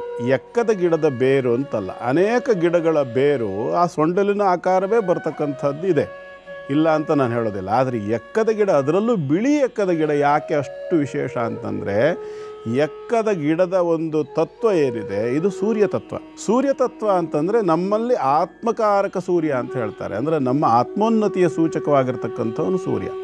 ಹಾಗಾಗಿ ಇದು ಒಂದಕ್ಕೊಂದಕ್ಕೆ ಸಂಪರ್ಕ ಹೇಗಿದೆ ಅಂತಂದರೆ, ಬಿಳಿಯ ಎಕ್ಕದ ಗಿಡದ ಬೇರು ಒಂದೊಮ್ಮೆ ಗಣೇಶನ ಆಕಾರವನ್ನೇ ಹೊಂದಿದ್ದ ಪಕ್ಷದಲ್ಲಿ, ಅದು ಎಡಮುರಿಯಾಗಿದ್ದ ಪಕ್ಷದಲ್ಲಿ ತುಂಬ ಶ್ರೇಷ್ಠ, ಬಲಮುರಿಯಾಗಿದ್ದ ಪಕ್ಷದಲ್ಲಿ ಅದಕ್ಕೆ ಕೋಪ ಜಾಸ್ತಿ ಗಣೇಶನಿಗೆ. ಅವನು ಅತ್ಯಂತ ಕೋಪಿಷ್ಟ, ಅಮೃತ ಕಲಶವನ್ನು ಇಡಬೇಕಾಗತ್ತೆ ಸೊಂಡ್ಲಲ್ಲಿ. ಹೀಗೆಲ್ಲ ಅದಕ್ಕೆಲ್ಲ ಕೆಲವು ಲಕ್ಷಣಗಳಿದೆ, ಶಿಲ್ಪಶಾಸ್ತ್ರ ಲಕ್ಷಣಗಳು.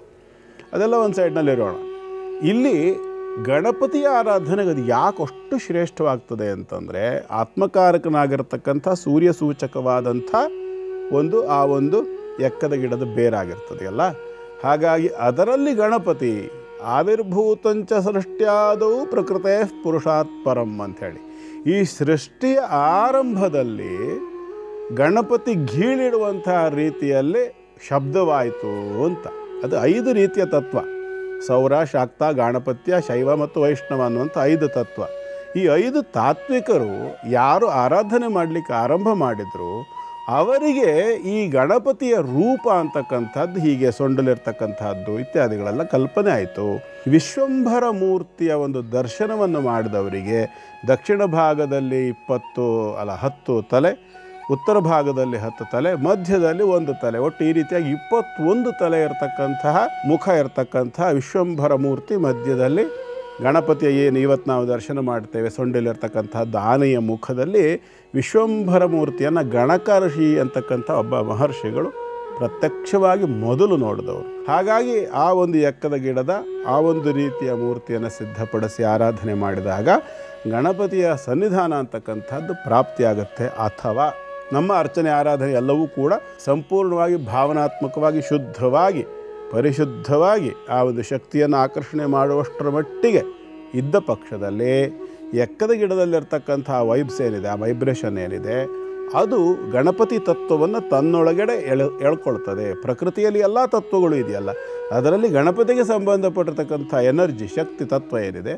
ಅದನ್ನು ಅದು ಆಕರ್ಷಿಸ್ತದೆ ಅನ್ನೋ ಕಾರಣಕ್ಕಾಗಿ ಇಟ್ಟುಕೊಂಡು ಅದು ನೈಸರ್ಗಿಕವಾಗಿಯೇ ಹಾಗೆ ಸಿದ್ಧವಾಗಿದ್ದಲ್ಲಿ ತುಂಬ ಶ್ರೇಷ್ಠ. ಇನ್ನು ಕೆಲವರು ಏನು ಮಾಡ್ತಾರೆ ಅಂತಂದ್ರೆ ಅದನ್ನು ತಂದುಕೊಂಡು ಯೋಗ್ಯವಾಗಿರ್ತಕ್ಕಂಥ ಕಲಾವಿದರಲ್ಲಿ ಅದನ್ನು ಕೊಟ್ಟು ಅದನ್ನು ಸರಿಯಾದ ರೀತಿಯಲ್ಲಿ ಗಣಪತಿ ಆಕಾರ ಬರೋ ರೀತಿಯಲ್ಲೇ ಕೆತ್ತಿಸಿ ಕೂಡ ಇಟ್ಕೊಂಡು ಮಾಡೋರಿದ್ದಾರೆ.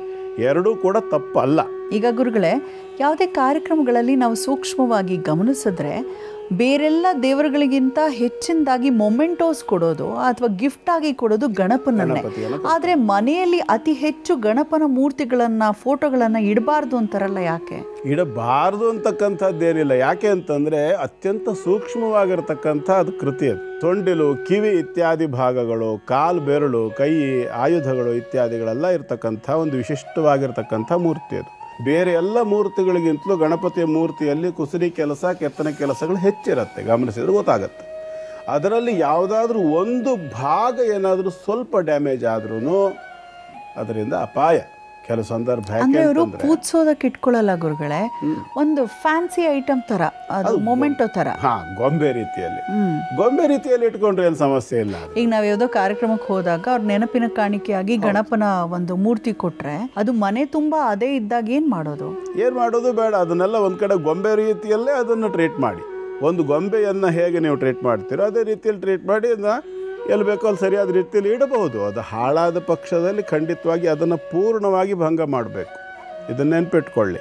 ಯಾವುದೇ ಒಂದು ದೇವತಾ ಮೂರ್ತಿ ಭಂಗವಾಗಿದೆ ಹೇಳಾದರೆ ಸಂಪೂರ್ಣ ಭಂಗ ಮಾಡಿ ಅದನ್ನು ಡಿಸ್ಪೋಸ್ ಮಾಡಿ ಹಾಗೆ ಇಡಬೇಡಿ. ಇದನ್ನು ಚೆನ್ನಾಗಿ ನೆನಪಿಟ್ಕೊಳ್ಳಿ. ಗೊಂಬೆ ಎಂದೂ ದೇವರಲ್ಲ. ಇದನ್ನು ಮೊದಲು ನಾವು ನೆನಪಿಟ್ಕೋಬೇಕು.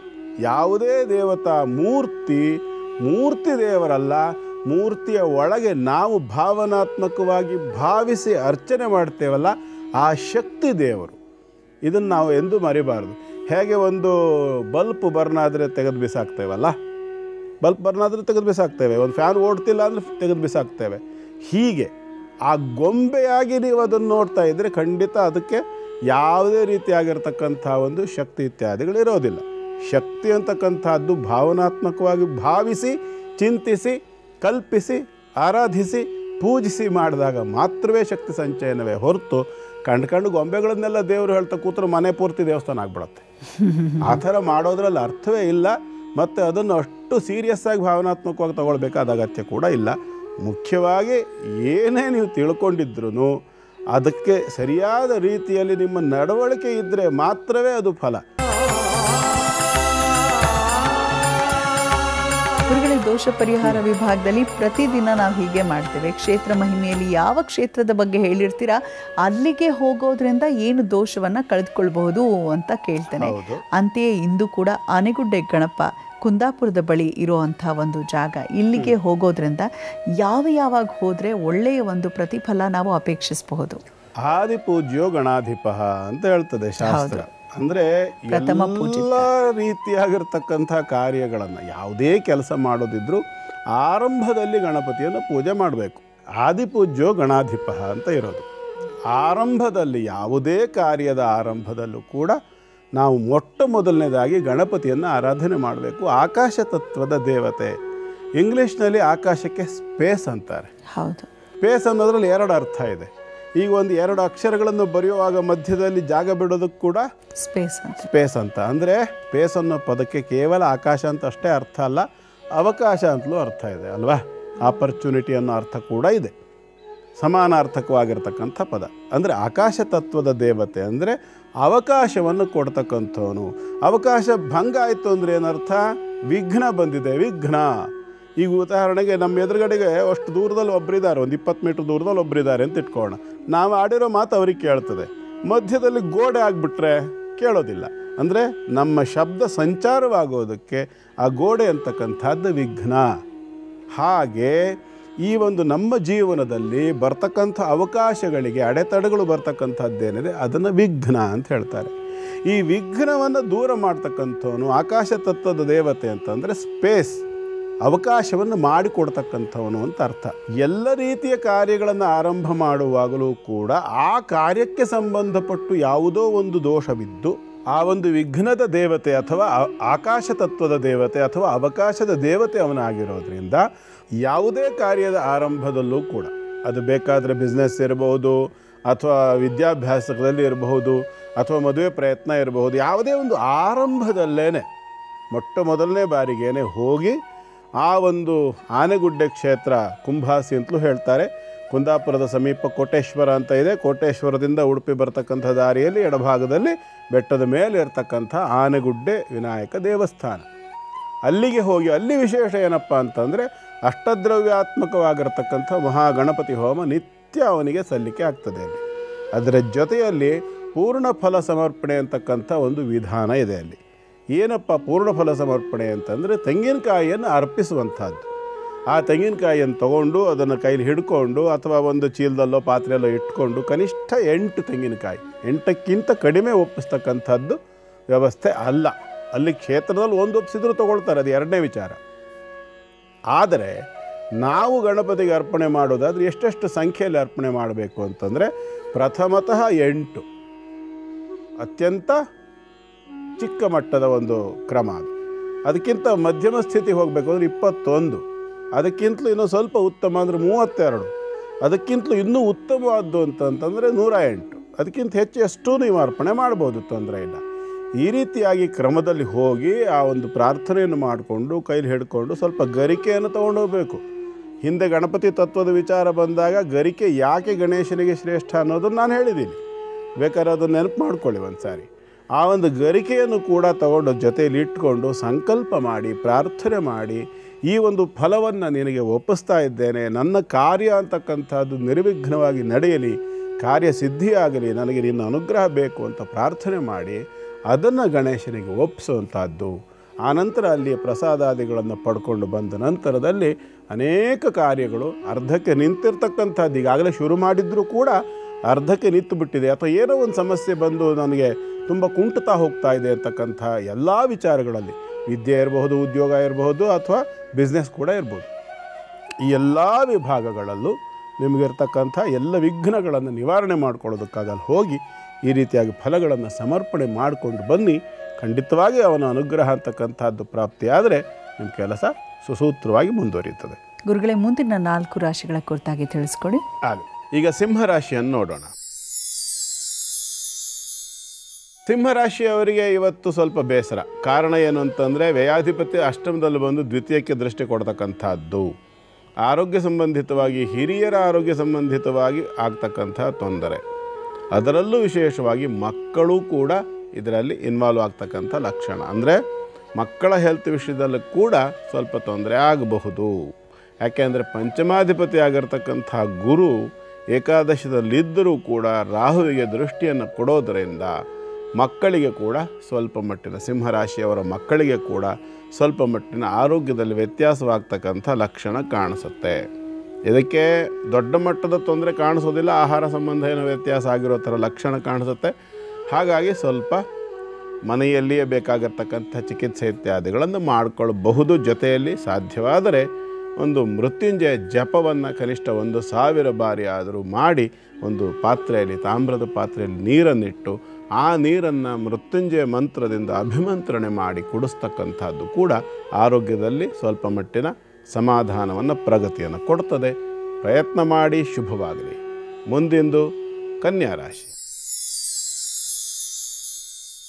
ಕನ್ಯಾ ರಾಶಿಯವರಿಗೆ ಇವತ್ತು ಹೆಚ್ಚು ಸಮಸ್ಯೆ ಆಗ್ತಕ್ಕಂಥ ಲಕ್ಷಣ ಇದೆ. ಒಂದು ಕಡೆಗೆ ಶನಿಚಂದ್ರ ಯೋಗ, ಮತ್ತೊಂದು ಕಡೆ ಶನಿಮಂಗಳ ಯೋಗ, ಮತ್ತೊಂದು ಕಡೆ ಶಶಿಮಂಗಳ ಯೋಗ, ಹೀಗೆ 3 ರೀತಿಯ ಫಲಗಳನ್ನು ಊಹಿಸಬಹುದಾಗಿರುತ್ತೆ. ಶನಿಚಂದ್ರ ಯೋಗ ಅಂದರೆ ಭಯಪ್ರಾಪ್ತಿ ಆಗ್ತಕ್ಕಂಥದ್ದು, ಕೆಲಸ ಕಾರ್ಯಗಳಲ್ಲಿ ಮಾನಸಿಕವಾಗಿರ್ತಕ್ಕಂಥ ಒಂದು ಸಹನೆ ಇತ್ಯಾದಿಗಳ ಕೊರತೆ ಆಗ್ತಕ್ಕಂಥದ್ದು, ಅತಿರೇಕವಾಗಿ ಸಿಟ್ಟು ಬರ್ತಕ್ಕಂಥದ್ದು, ಮತ್ತು ಮುಖ್ಯವಾಗಿ ರಾಶಿಯಲ್ಲಿರ್ತಕ್ಕಂಥ ಶತ್ರು ಅಷ್ಟಮಾಧಿಪತಿಯಾಗಿ. ಹಾಗಾಗಿ ಕೆಲವರಿಗೆ, ವಿಶೇಷವಾಗಿ ಕನ್ಯಾ ರಾಶಿಯ ಕೆಲವರಿಗೆ ಹೊಡೆದಾಟದವರೆಗೆ ಹೋಗ್ತಕ್ಕಂಥ ಮನಸ್ಥಿತಿ ಕೂಡ ಬರಬಹುದು. ವಿಪರೀತವಾದ ಕೋಪ ಬರತಕ್ಕಂಥದ್ದು, ಇರುಸು ಮುರುಸು, ಒಂದು ಥರ ಮಾನಸಿಕ ಸಮಾಧಾನವಿಲ್ಲದ ಒಂದು ಸ್ಥಿತಿ ಅಂತ ಊಹಿಸಬಹುದಾಗಿರುತ್ತೆ. ಅಂಥ ಒಂದು ಫಲ. ಅದರ ಜೊತೆಯಲ್ಲಿ ಯಾರಿಗೆ ಕನ್ಯಾ ರಾಶಿಯವರಿಗೆ ಇವತ್ತು ಶನಿ ದಶೆ ನಡೀತಾ ಇರ್ತದೆ ಅಥವಾ ಶನಿ ದಶಾದಲ್ಲಿ ಚಂದ್ರ ಭುಕ್ತಿ ನಡೀತಾ ಇರ್ತದೆ, ಅಂಥವರಿಗೆ ಕೂಡ ಈ ಎಲ್ಲ ಲಕ್ಷಣಗಳನ್ನು ಊಹಿಸಬಹುದಾಗಿರುತ್ತೆ. ತುಂಬ ಎಚ್ಚರಿಕೆಯಿಂದ ಇರಬೇಕಾಗ್ತದೆ ಇವತ್ತು ಕನ್ಯಾ ರಾಶಿಯವರು. ಕಾರಣ 6ನೇ ರಾಶಿಯಲ್ಲಿರ್ತಕ್ಕಂಥ ರಾಹುವಿನ ಒಂದು ಸ್ಥಿತಿಯಿಂದ ಚಂದ್ರ ಹೊರಗೋಗಿರ್ತಕ್ಕಂಥದ್ದು ಕೂಡ ಹೌದು. ಮತ್ತು ಮಕ್ಕಳ ವಿಷಯದಲ್ಲಿ ಆರಂಭವಾಗ್ತಕ್ಕಂಥ ಜಗಳದ ಲಕ್ಷಣ ಕಾಣಿಸುತ್ತೆ. ಹಾಗಾಗಿ ಆರಂಭವಾದ ಈ ಒಂದು ಜಗಳ ಅಂತಕ್ಕಂಥದ್ದು ದೊಡ್ಡ ಮಟ್ಟಕ್ಕೆ ಹೋಗಿ ಸಮಸ್ಯೆ ಆಗ್ತಕ್ಕಂಥ ಸಾಧ್ಯತೆಗಳು ಉಂಟು. ಹಾಗಾಗಿ ಸ್ವಲ್ಪ ಎಚ್ಚರಿಕೆಯಿಂದೇರೆ. ಮಕ್ಕಳ ಒಂದು ಸಂರಕ್ಷಣೆಗೋಸ್ಕರ ಆಂಜನೇಯನನ್ನು ಆರಾಧನೆ ಮಾಡಿಕೊಳ್ಳಿ. ಶುಭವಾಗಲಿ ಅಂತ ಹಾರೈಸ್ತೀನಿ. ಮುಂದಿಂದು ತುಲಾರಾಶಿ. ತುಲಾರಾಶಿಯವರಿಗೆ ಇವತ್ತು ಸ್ವಲ್ಪ ಮಟ್ಟಿಗೆ ಆರ್ಥಿಕವಾಗಿರ್ತಕ್ಕಂಥ ವ್ಯವಹಾರಗಳಲ್ಲಿ ನಷ್ಟವಾಗ್ತಕ್ಕಂಥ ಲಕ್ಷಣ, ಕರ್ಮದಲ್ಲಿ ಬಾಧೆ ಆಗ್ತಕ್ಕಂಥ ಸ್ಥಿತಿ, ಮತ್ತು ವಿಶೇಷವಾಗಿ ಯಾವುದೋ ಒಂದು ವ್ಯವಹಾರ ಕೈ ಕಚ್ಚುವಂತಹ ಅಥವಾ ಕೈ ಕಟ್ಟಿ ಹಾಕ್ತಕ್ಕಂಥ ಒಂದು ಸ್ಥಿತಿ ಕೂಡ ಉಂಟು. ದೊಡ್ಡ ಮಟ್ಟಿಗೆ ಸಮಸ್ಯೆಯೂ ಆಗಬಹುದು. ಯಾಕೆ ಅಂತಂದರೆ ಕೆಲವರಿಗೆ ಆರ್ಥಿಕವಾಗಿರ್ತಕ್ಕಂಥ ದೊಡ್ಡ ನಷ್ಟದ ಒಂದು ಲಕ್ಷಣವನ್ನು ಊಹಿಸಬಹುದಾಗಿರುತ್ತೆ. ಕಾರಣ ಸಪ್ತಮ ದ್ವಿತೀಯಾಧಿಪತಿ ಆಗಿರ್ತಕ್ಕಂಥ ಮಂಗಳ ವ್ಯಯಭಾವದಲ್ಲಿದ್ದಾನೆ. ಅದಲ್ಲೇ ಇದ್ದರೂ ಕೂಡ ಅಲ್ಲಿಗೆ ಕರ್ಮಾಧಿಪತಿ ಆಗಿರ್ತಕ್ಕಂಥ ಚಂದ್ರ ಹೋಗಿ 6ನೇ ರಾಶಿಯಿಂದ ಶನಿಯ ದೃಷ್ಟಿಯನ್ನು ಕೊಡ್ತಾನೆ. ಈ ಒಂದು ಯೋಗ ಅಂತಕ್ಕಂಥದ್ದೇನಿದೆ, ವ್ಯಾಪಾರ ವ್ಯವಹಾರಗಳಲ್ಲಿ ದೊಡ್ಡ ಮಟ್ಟದ ನಷ್ಟವಾಗ್ತಕ್ಕಂಥದ್ದು ಸಂಪೂರ್ಣ ಶಾಶ್ವತವಾಗಿ ನಿಲ್ಲಿಸಬೇಕಾಗಿ ಕೂಡ ಬರಬಹುದು. ಕಾರಣ ಅಷ್ಟಮಾಧಿಪತಿ ಆಗಿರ್ತಕ್ಕಂಥ ನಿಮ್ಮ ರಾಶ್ಯಾಧಿಪತಿ ಚಂದ್ರನ ಮನೆಯಲ್ಲಿ ಕರ್ಮಭಾವದಲ್ಲಿರ್ತಕ್ಕಂಥದ್ದು ಕೇಂದ್ರ, ಅದು ಶುಭ ಸ್ಥಿತಿ ಅಲ್ಲ. ಅದಕ್ಕೆ ಸರಿಯಾಗಿ ರಾಶ್ಯಾಧಿಪತಿ ಆಗಿರ್ತಕ್ಕಂಥ ಕರ್ಮರಾಶ್ಯಾಧಿಪತಿ ಆಗಿರ್ತಕ್ಕಂಥ ಚಂದ್ರ ಕರ್ಮಕಾರಕನಾಗಿರ್ತಕ್ಕಂಥ ಶನಿಯೊಂದಿಗೆ ಇರ್ತಕ್ಕಂಥದ್ದು ವ್ಯಯಕ್ಕೆ ದೃಷ್ಟಿ. ಸೊ ಈ ಎಲ್ಲ ರೀತಿಯ ಒಂದು ಗ್ರಹ ಸ್ಥಿತಿಯನ್ನು ನೋಡಿದಾಗ ಈ ಒಂದು ತೊಂದರೆಯನ್ನು ಊಹಿಸಬಹುದಾಗಿರುತ್ತೆ. ನಿಮ್ಮ ಜೀವನಕ್ಕೇ ಗಂಡಾಂತರ ತರ್ತಕ್ಕಂಥ ಒಂದು ಪರಿಸ್ಥಿತಿ ಇದೆ ಹೇಳಿ, ಆದರೆ ಅದನ್ನು ನಿಲ್ಲಿಸಿಬಿಡಿ. ನಿಲ್ಲಿಸಿ ಇನ್ನೊಂದು ರೀತಿಯಲ್ಲಿ ಯಾವುದಾದ್ರೂ ರೀತಿಯ ಜೀವನೋಪಾಯವನ್ನು ಹುಡುಕಬೇಕೇ ಹೊರತು ಅಪಾಯ ಆಗ್ತಿದೆ ಅಂತ ಹೇಳಿದ್ರೆ ಅಲ್ಲಿ ಮುಂದುವರಿಯೋದು ಯಾವತ್ತೂ ಕ್ಷೇಮ ಅಲ್ಲ. ಯೋಚನೆ ಮಾಡಿ ಅನ್ನಪೂರ್ಣೇಶ್ವರಿಯನ್ನು ಆರಾಧನೆ ಮಾಡಿಕೊಳ್ಳಿ. ಶುಭವಾಗಲಿ. ಮುಂದಿಂದು ವೃಶ್ಚಿಕ ರಾಶಿ. ವೃಶ್ಚಿಕ ರಾಶಿಯವರಿಗೆ ಇವತ್ತು ಸ್ವಲ್ಪ ಮಟ್ಟಿಗೆ ಲಾಭಾಂಶಗಳನ್ನು ನೋಡಬಹುದಾಗಿರ್ತಕ್ಕಂಥ ದಿನ. ಭಾಗ್ಯದಲ್ಲಿರ್ತಕ್ಕಂಥ ಶುಕ್ರ, ಭಾಗ್ಯಾಧಿಪತಿ ಆಗಿರ್ತಕ್ಕಂಥ ಚಂದ್ರ ಪಂಚಮಕ್ಕೆ ಹೊಂದಿರತಕ್ಕಂಥದ್ದು, ತೃತೀಯ ಮತ್ತು ಕೇಂದ್ರ ಸ್ಥಾನಾಧಿಪತಿ ಆಗಿರ್ತಕ್ಕಂತಹ ಶನೈಶ್ಚರನೊಂದಿಗೆ ಪಂಚಮದಲ್ಲಿರ್ತಕ್ಕಂಥದ್ದು, ಲಾಭಕ್ಕೆ ದೃಷ್ಟಿ, ನಿಮ್ಮ ರಾಶ್ಯಾಧಿಪತಿ ಆಗಿರ್ತಕ್ಕಂಥ ಮಂಗಳನ ಒಂದು ಸಹಯುತಿ, ಈ ಎಲ್ಲ ಒಟ್ಟಾಗಿ ನೋಡಿದಾಗ ಉತ್ತಮವಾದಂಥ ಒಂದು ಫಲವನ್ನು ನಿರೀಕ್ಷೆ ಮಾಡಬಹುದಾಗಿರುತ್ತೆ. ವೃಶ್ಚಿಕ ರಾಶಿಯವರಿಗೆ ಇವತ್ತು ಸ್ವಲ್ಪ ಮಟ್ಟಿನ ಆರ್ಥಿಕವಾಗಿರತಕ್ಕಂಥ ಲಾಭ ಕೂಡ ಉಂಟು. ಭಾಗ್ಯಾಧಿಪತಿ ಒಂದು ಹೊಸ ಜನರ ಒಂದು ಭೇಟಿ ಆಗ್ತಕ್ಕಂಥದ್ದು, ಶುಕ್ರ ಶನಿ ಚಂದ್ರ ಮಂಗಳ ಈ ಯೋಗ ತ್ರಿಕೋಣವನ್ನು ನೋಡಿದಾಗ ವೃಶ್ಚಿಕದಿಂದ ತ್ರಿಕೋಣ ಮೀನ ಮತ್ತು ಕರ್ಕಾಟಕ ಸೇರಿ ವೃಶ್ಚಿಕಕ್ಕೆ ತ್ರಿಕೋಣ ಆಗುತ್ತೆ. ಈ ತ್ರಿಕೋಣದಲ್ಲಿ ಕೂಡ ಒಂದು ಥರದ ಅದ್ಭುತವಾದ ಸ್ಥಿತಿ ಅಂತಕ್ಕಂಥದ್ದು ಪ್ರಾಪ್ತಿಯಾಗಿದೆ. ಹೊಸ ಹೊಸ ಲಾಭಾಂಶಗಳನ್ನು ಕಾಣಲಿಕ್ಕೆ ಇನ್ವೆಸ್ಟ್ಮೆಂಟ್ ಇಲ್ಲದೆ ಕೇವಲ ಸ್ವಂತ ಬುದ್ಧಿಯಿಂದ ಚಾಕಚಕ್ಯತೆಯಿಂದ, ಯಾಕೆಂದರೆ ಕರ್ಮಸ್ಥಾನದಲ್ಲಿ ಬುಧಾದಿತ್ಯ ಯೋಗ ಇದೆ ಕೇತು ಸಹಿತವಾಗಿ. ಹಾಗಾಗಿ ಸ್ವಂತ ಬುದ್ಧಿಯಿಂದ ಚಾಕಚಕ್ಯತೆಯಿಂದ ಚಾಣಾಕ್ಷತೆಯಿಂದ ಕೆಲಸ ಕಾರ್ಯಗಳನ್ನು ಮಾಡುವಂಥದ್ದು, ಮೀಡಿಯೇಟರ್ ಕೆಲಸವನ್ನು ಮಾಡಿ 2 ಜನರ ಭೇಟಿಯನ್ನು ಮಾಡಿಸಿ ಆ ಮೂಲಕವಾಗಿ ವ್ಯಾಪಾರ ವ್ಯವಹಾರಗಳು ಅಥವಾ ಇನ್ಯಾವುದೋ ಒಂದು ಉದ್ಯೋಗವನ್ನು ನಡೆಸುವಂಥದ್ದು ಏನಿದೆ, ಕನ್ಸಲ್ಟೆಂಟ್ಸ್ ಇತ್ಯಾದಿ ಏನಿರ್ತಾರಲ್ಲ ಅಂಥವರಿಗೂ ಕೂಡ ಸಾಕಷ್ಟು ಉತ್ತಮವಾದಂಥ ಒಂದು ಫಲ ಇದೆ. ಹಾಗಾಗಿ ಗಣಪತಿಯನ್ನು ಆರಾಧನೆ ಮಾಡಿಕೊಂಡ ಪಕ್ಷದಲ್ಲಿ ಇನ್ನಷ್ಟು ಉತ್ತಮವಾದಂಥ ಫಲಗಳನ್ನು ನೋಡ್ಬೋದು. ಗುರುಗಳೇ, ಪ್ರಶ್ನೆಯನ್ನ ಜ್ಞಾನೇಂದ್ರ ಅನ್ನೋರು ಕಳಿಸ್ತಿದ್ದಾರೆ. ಸುಮಿತ್ರಾ ಅವ್ರ ಬಗ್ಗೆ ತಿಳಿಸಿ ಅಂತ. ಹುಟ್ಟಿರುವಂಥ ದಿನಾಂಕ 10/5/1977, 5:30 PM ಅಂತ ಹೇಳ್ತಾರೆ. ಮಳವಳ್ಳಿಯಲ್ಲಿ ಸಂಜೆ 5:15 ಧನಿಷ್ಠ ನಕ್ಷತ್ರ, ಕುಂಭ ರಾಶಿಯಲ್ಲಿ ಜನನ ಆಗಿದೆ. ಮಳವಳ್ಳಿಯಲ್ಲಿ ಹುಟ್ಟಿರುವಂಥದ್ದು. ಹೆಲ್ತ್, ಪರಿಹಾರ ಇಷ್ಟೇ ಕಳಿಸಿದ್ದಾರೆ. ಈಗೆಲ್ಲ ಎಲ್ಲರೂ ಶಾರ್ಟ್ ಆ್ಯಂಡ್ ಸ್ವೀಟಲ್ಲೇ ಕಳಿಸೋವಂಥದ್ದು. ಪರಿಹಾರ ನಾವು ಅರ್ಥ ಮಾಡ್ಕೊಂಡ್ರೆ ಆಯಿತು. ಆರೋಗ್ಯಕ್ಕೆ ಸಂಬಂಧಪಟ್ಟಂಥ ಪ್ರಶ್ನೆ ಪರಿಹಾರ ತಿಳಿಸಿ ಅಂತ ಅರ್ಥ ಅಲ್ವಾ? ಒಂದು ಲೆಕ್ಕ ನೀವು ಶಾರ್ಟ್ ಆ್ಯಂಡ್ ಸ್ವೀಟಾಗಿ ಕಳಿಸಿ ನಮಗೂ ಒಳ್ಳೆಯದು. ಯಾಕೆಂದ್ರೆ ಉದ್ದಕ್ಕೆ ಇಡೀ ರಾಮಾಯಣ ಮಹಾಭಾರತ ಥರ ಬರೆದಿಟ್ಬಿಟ್ರೆ ನಾವು ಅದು ಓದೋದು ಕಷ್ಟ ಆಗುತ್ತೆ. ಸರಿಯಾಗಿ ಮಾಡಿದ್ದಾರೆ ಅಂತಲೇ ಇಟ್ಕೊಳ್ಳೋಣ. ಆದರೆ ಸ್ವಲ್ಪ ಕ್ಲಾರಿಟಿ ಇದ್ದರೆ ನಮಗೂ ಉತ್ತರ ಕೊಡೋಕ್ಕೆ ಸುಲಭ ಆಗುತ್ತೆ. ಯೋಚನೆ ಮಾಡಿ ಮೆಸೇಜ್ ಮಾಡಿ. ಇರಲಿ, ಸಂತೋಷ. ವಿಷಯಕ್ಕೆ ಬರೋಣ. ಇಲ್ಲಿ ಧನಿಷ್ಠ ನಕ್ಷತ್ರ ಕುಂಭರಾಶಿಯಲ್ಲಿ ಜನನವಾಗಿರ್ತಕ್ಕಂತಹ ವ್ಯಕ್ತಿಯ ಜಾತಕ ಇದು. ಈ ಜಾತಕವನ್ನು ನಮಗೆ ಕಳಿಸಿರೋರು ಯಾರು? ಜ್ಞಾನೇಂದ್ರ. ಅವರ ಪತ್ನಿ ಅಥವಾ ಅವರ ಕಡೆಯವರೊಬ್ಬರು ಸುನೀತಾ ಅಂತಕ್ಕಂಥವರ ಸುಮಿತ್ರಾ ಅಂತಕ್ಕಂಥವರ ಜಾತಕ ಇದು. ಧನಿಷ್ಠ ನಕ್ಷತ್ರ ಕುಂಭರಾಶಿ, ತುಲಾ ಲಗ್ನದ ಜಾತಕ. ಜಾತಕದಲ್ಲಿ ಸಪ್ತಮ ಭಾವದಲ್ಲಿರ್ತಕ್ಕಂತಹ ರವಿ ಉಚ್ಚ ಸ್ಥಿತಿಯಲ್ಲಿದ್ದರೆ ಅವನಿಗೆ ಸಿಂಹದಿಂದ ದೃಷ್ಟಿಯನ್ನು ಕೊಡ್ತಕ್ಕಂತಹ ಶನೈಶ್ಚರನ ಬಾಧೆ ಇದೆ. ಜಾತಕದಲ್ಲಿ ಆರೋಗ್ಯಕ್ಕೆ ಸಮಸ್ಯೆ ಉಂಟು. ವರ್ತಮಾನ ಸ್ಥಿತಿಯಲ್ಲಿರ್ತಕ್ಕಂತಹ ಒಂದು ದಶಾಭುಕ್ತಿಯಲ್ಲಿ ಕೂಡ ಶನೈಶ್ಚರನ ದಶೆ ಮತ್ತು ಸೂರ್ಯನ ಭುಕ್ತಿ ಅಂತಕ್ಕಂಥದ್ದು ವರ್ತಮಾನ ಕಾಲದಲ್ಲಿ ನಡೀತಾ ಇದೆ. ಹಾಗಾಗಿ ಇವರಿಗೆ ಶರೀರದಲ್ಲಿ ಸಮಸ್ಯೆ ಉಂಟು.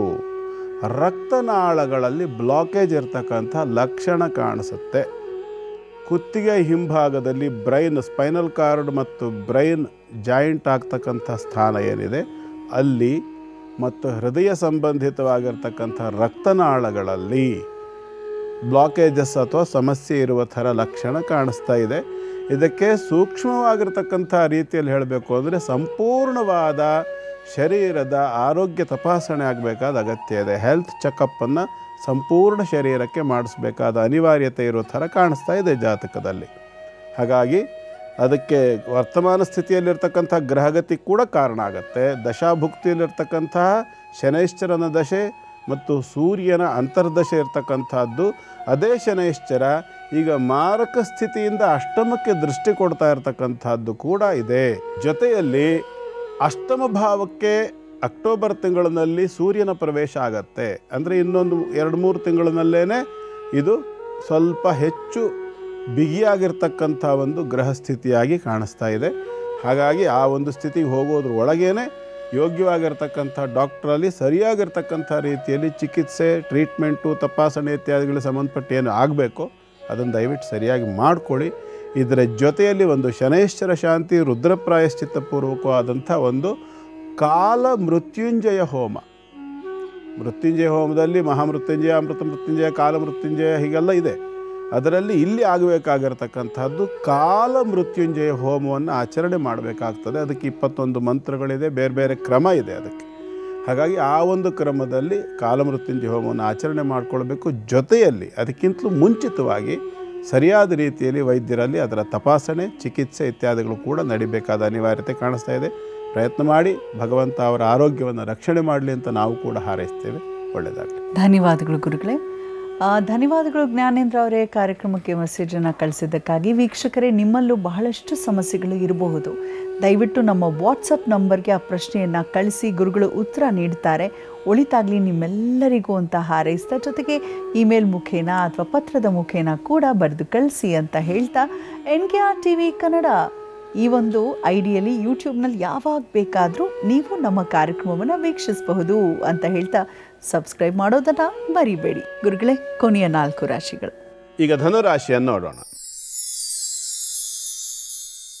ಧನುರಾಶಿಯವರಿಗೆ ಚತುರ್ಥ ಕೇಂದ್ರ ಭಾವದಲ್ಲಿರ್ತಕ್ಕಂಥ ಅಷ್ಟಮಾಧಿಪತಿ ಅರ್ಥಾತ್ ಕೇಂದ್ರ ಸ್ಥಾನ ಚತುರ್ಥಂ ಹಿಬುಕಂ ವೇಶ್ವಂ ಬಂಧುರಬ್ಧಿ ಸುಖಂ ಜಲಂ.